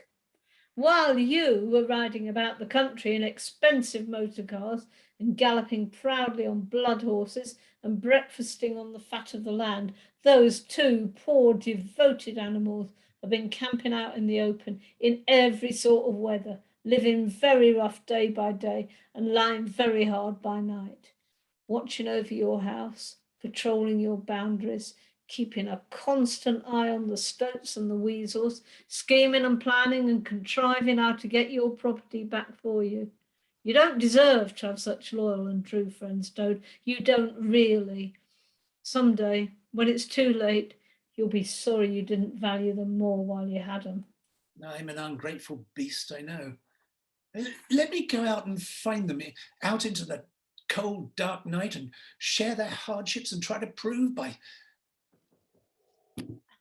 Welcome home, Toad. Alas, what am I saying? Home indeed. This is a poor homecoming, unhappy Toad. Hooray, here's old Toad. Fancy having you back again. We never dreamt you would turn up so soon. Why, you must have managed to escape, you clever, ingenious, intelligent Toad. Clever? Oh, no, I'm not really clever, according to my friends. I've only broken out of the strongest prison in England, that's all, and captured a railway train and escaped on it, that's all, and disguised myself and gone about the country humbugging everybody, that's all. Oh, no, I'm a stupid ass, I am. I'll tell you one or two of my little adventures, Mole, and you shall judge for yourself. Well, well. Look at that. 6 shillings and 6pence. That's not so bad, is it, for a few minutes' work? And how do you think I'd done it, Mole? Horse stealing. That's how I done it. Go on, Toad. Toad, do be quiet, please, and don't you egg him on, Mole, when you know what he is. But please tell us as soon as possible what the position is and what's best to be done now that Toad is back at last. The position's about as bad as it can be. And as for what's to be done, why, blessed if I know. The badger and I have been round and round the place by night and by day, always the same thing, Sentries posted everywhere, guns poked out at us, stones thrown at us, always an animal on the lookout. And when they see us, my, how they do laugh. That's what annoys me most. It's a very difficult situation. But I think I see now, in the depths of my mind, what Toad really ought to do. I will tell you, he ought to... No, he oughtn't. Nothing of that sort. You don't understand. What he ought to do is, he ought to... Well, I shouldn't do it anyway. I'm not going to be ordered about by you fellows. It's my house we're talking about, and I know exactly what to do, and I'll tell you, I'm going to... Be quiet at once, all of you. Toad, you bad, troublesome little animal, aren't you ashamed of yourself? What do you think your father, my old friend, would have said if he'd been here tonight and had known of all your goings on? Oh, there, never mind, stop crying. We're going to let bygones be bygones and try and turn over a new leaf. But what the mole says is quite true. The Stoats are on guard at every point, and they make the best sentinels in the world. It's quite useless to think of attacking the place. They're too strong for us. Then it's all over. I shall go and enlist for a soldier and never see my dear Toad Hall anymore. Oh, come, cheer up, Toady. There are more ways of getting back a place than taking it by storm. I haven't said my last word yet. Now I'm going to tell you a great secret. There is an underground passage that leads from the riverbank quite near here, right up into the middle of Toad Hall. Oh, nonsense, Badger. You've been listening to some of the yarns they spin in the public houses about here. I know every inch of Toad Hall, inside and out. Nothing of the sort, I do assure you. Oh, now listen, Toad. Your father, who was a worthy animal, a lot worthier than some others I know, was a particular friend of mine and told me a great deal he wouldn't have dreamt of telling you. He discovered that passage. He didn't make it, of course. That was done hundreds of years before he ever came to live there.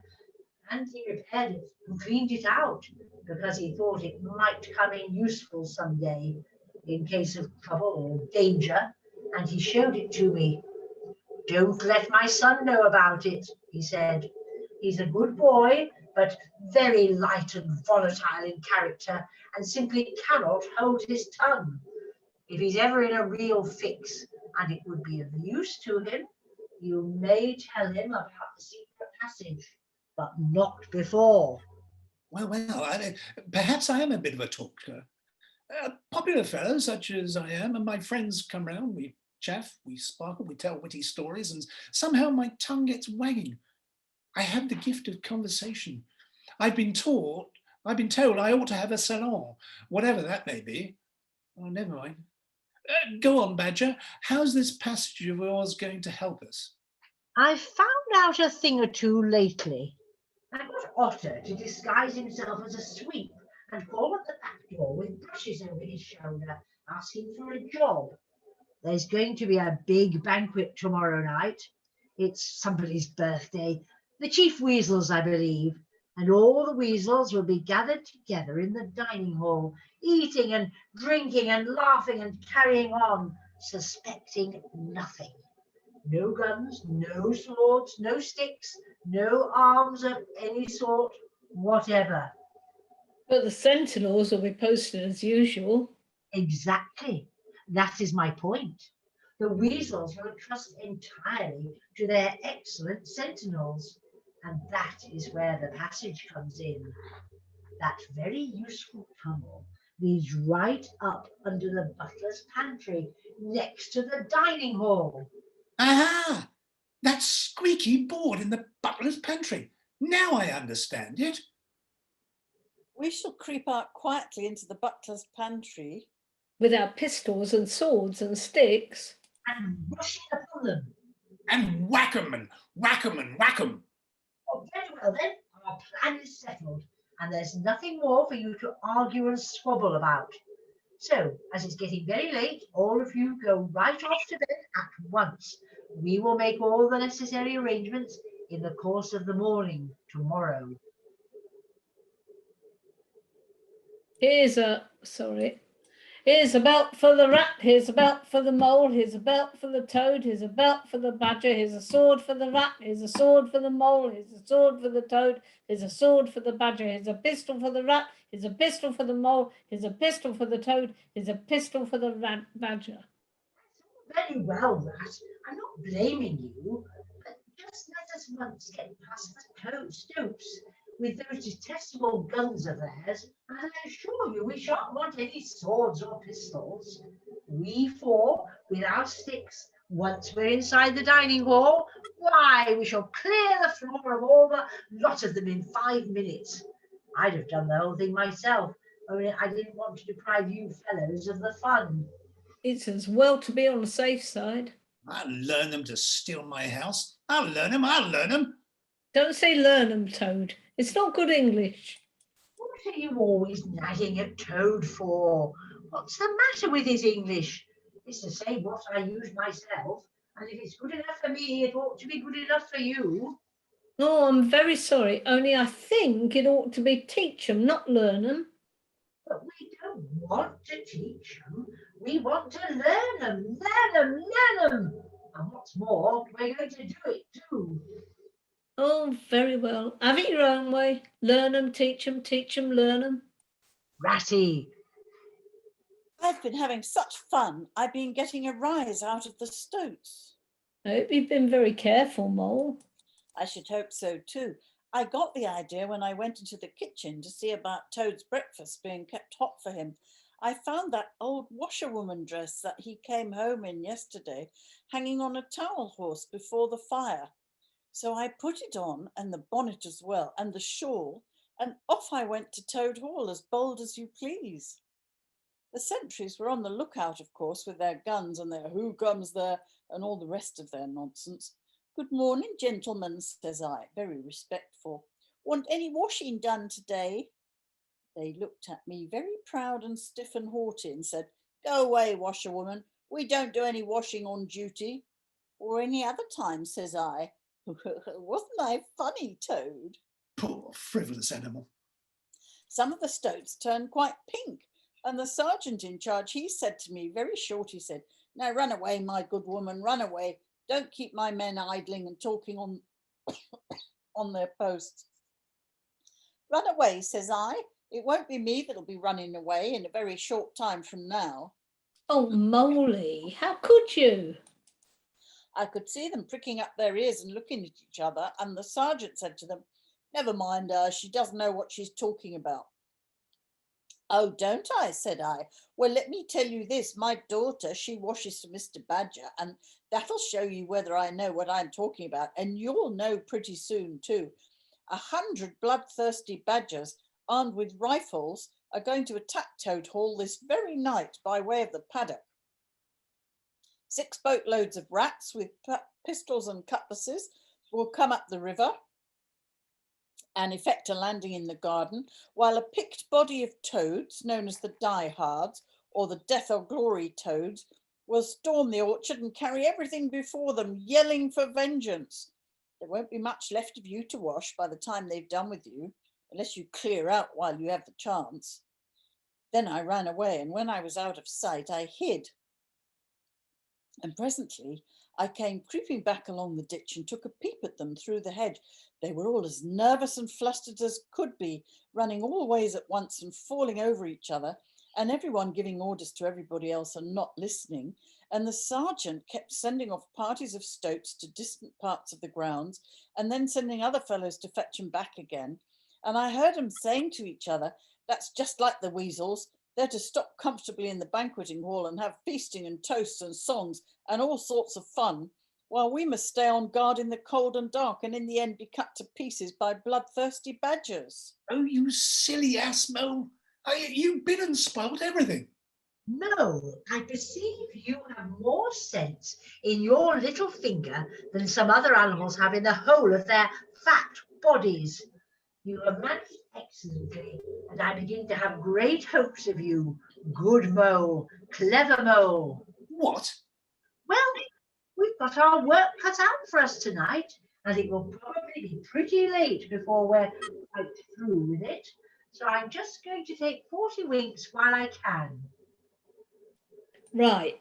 First there's a belt to go round each animal, then a sword to be stuck into each belt, then a cutlass on the other side to balance it, then a pair of pistols, a policeman's truncheon, several sets of handcuffs, some bandages and sticking plaster, and a flask and a sandwich case. All right, Ratty.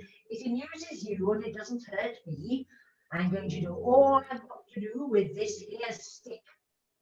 Please, Badger. You know I shouldn't like you to blame me afterwards and say I'd forgotten anything.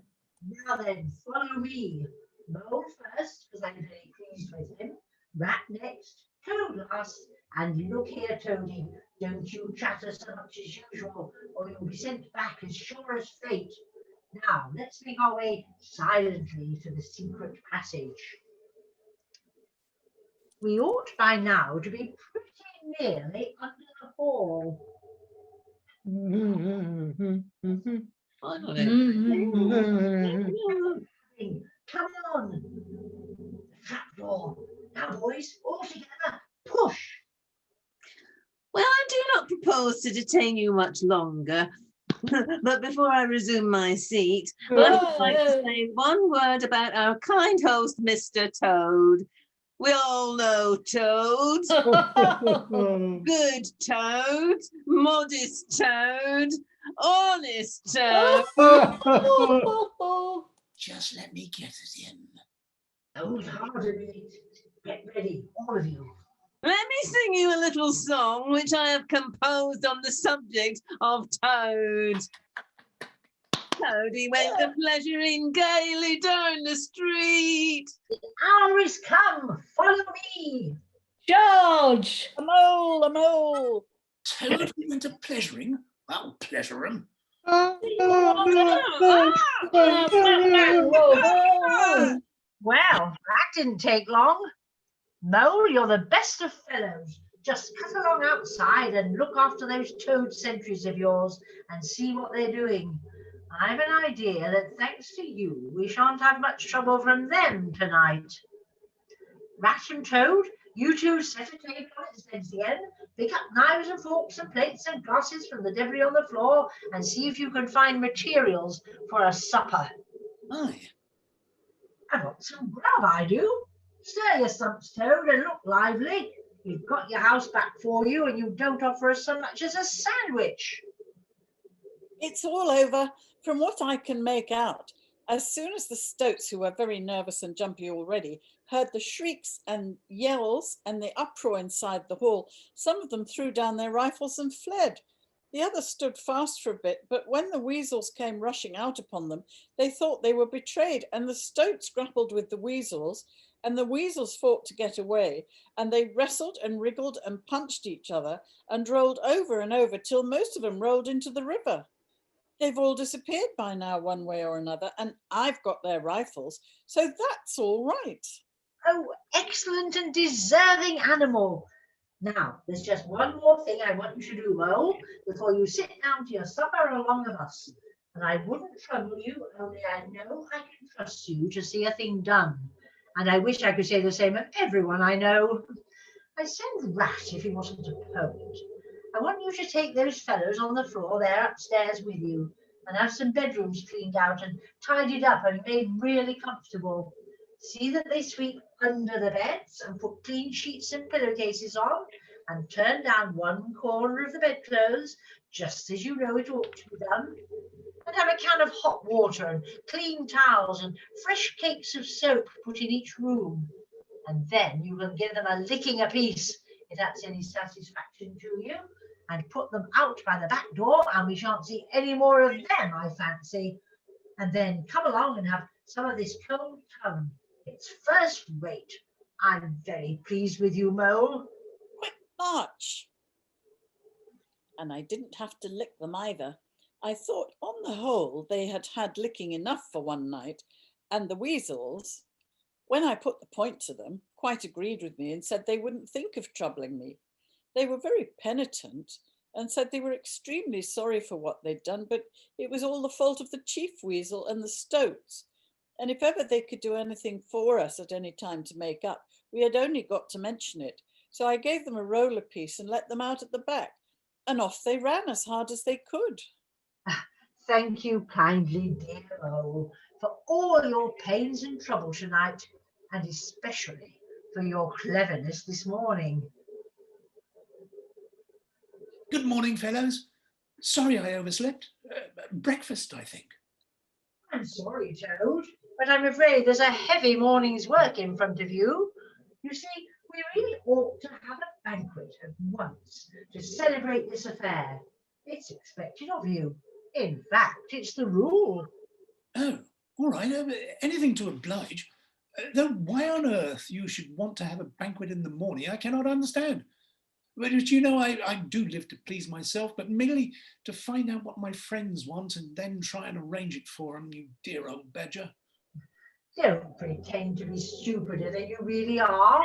And don't chuckle and splutter in your coffee while you're talking. It's not manners. What I mean is, the banquet will be at night, of course, and the invitations will have to be written and got off at once, and you've got to write them. Now, sit down at that table. There's a stack of letter paper on it with Toad Hall at the top in blue and gold, and write invitations to all our friends. And if you stick to it, we shall get them out before luncheon. And I'll bear a hand too, and take my share of the burden. I'll order the banquet. What? Me stop indoors and write a lot of rotten letters on a jolly morning like this when I want to go round my property and set everything and everybody to rights and swagger about and enjoy myself? Certainly not. I'll see you. Stop a minute, though. Why, of course, dear Badger.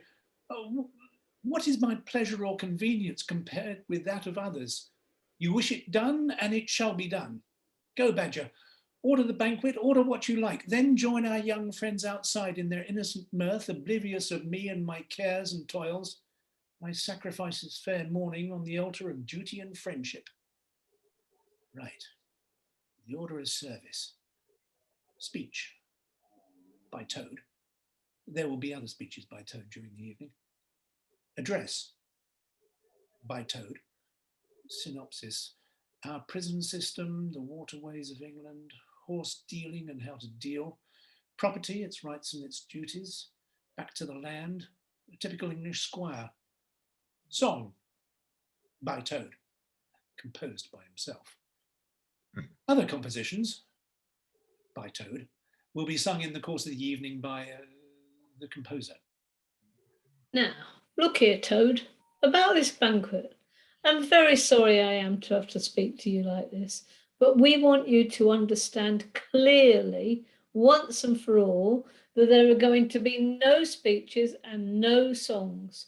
Try and grasp the fact that on this occasion, we're not arguing with you, we're just telling you. May I sing them just one little song? No, not one little song. It's no good, Toady. You know well that your songs are all conceit and boasting and vanity, and your speeches are all self-praise and gross exaggeration and gas. It's for your own good, Toady. You know you must turn over a new leaf sooner or later, and now seems to be a splendid time to begin. A sort of turning point in your career. Please don't think that saying all this doesn't hurt me more than it hurts you. You have conquered, my friends. It was, to be sure, but a small thing that I asked, merely to leave to blossom and expand for yet one more evening, to let myself go and hear the tumultuous applause that always seems to me somehow to bring out my best qualities. However, you are right, I know, and I am wrong. Henceforth, I shall be a very different Toad. My friends, you shall never have occasion to blush for me again, but oh dear, this is a hard world. Badger, I feel like a brute. I wonder what you feel like. Oh, I know, but the thing had to be done. This good fellow has got to live here and hold his own and be respected. Would you have him a common laughingstock, mocked and jeered at by stoats and weasels? Oh, of course not. And talking of weasels, it's lucky we came upon that little weasel just as he was setting out with Toad invitations. I suspected something from what you told me and had a look at one or two. They were simply disgraceful. I confiscated the lot, and the good mole is now sitting in the blue boudoir, filling up plain, simple invitation cards. Tell me all about it, Toad. Toad the conquering hero. On the contrary, Badger was the mastermind. That the mole and the water rat bore the brunt of the fighting. I merely served in the ranks and did little or nothing. It's indeed an altered Toad.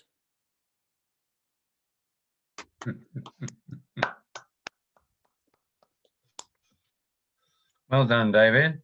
Thank you. Yeah. Yeah, well done Yes. everybody as well. That was quite a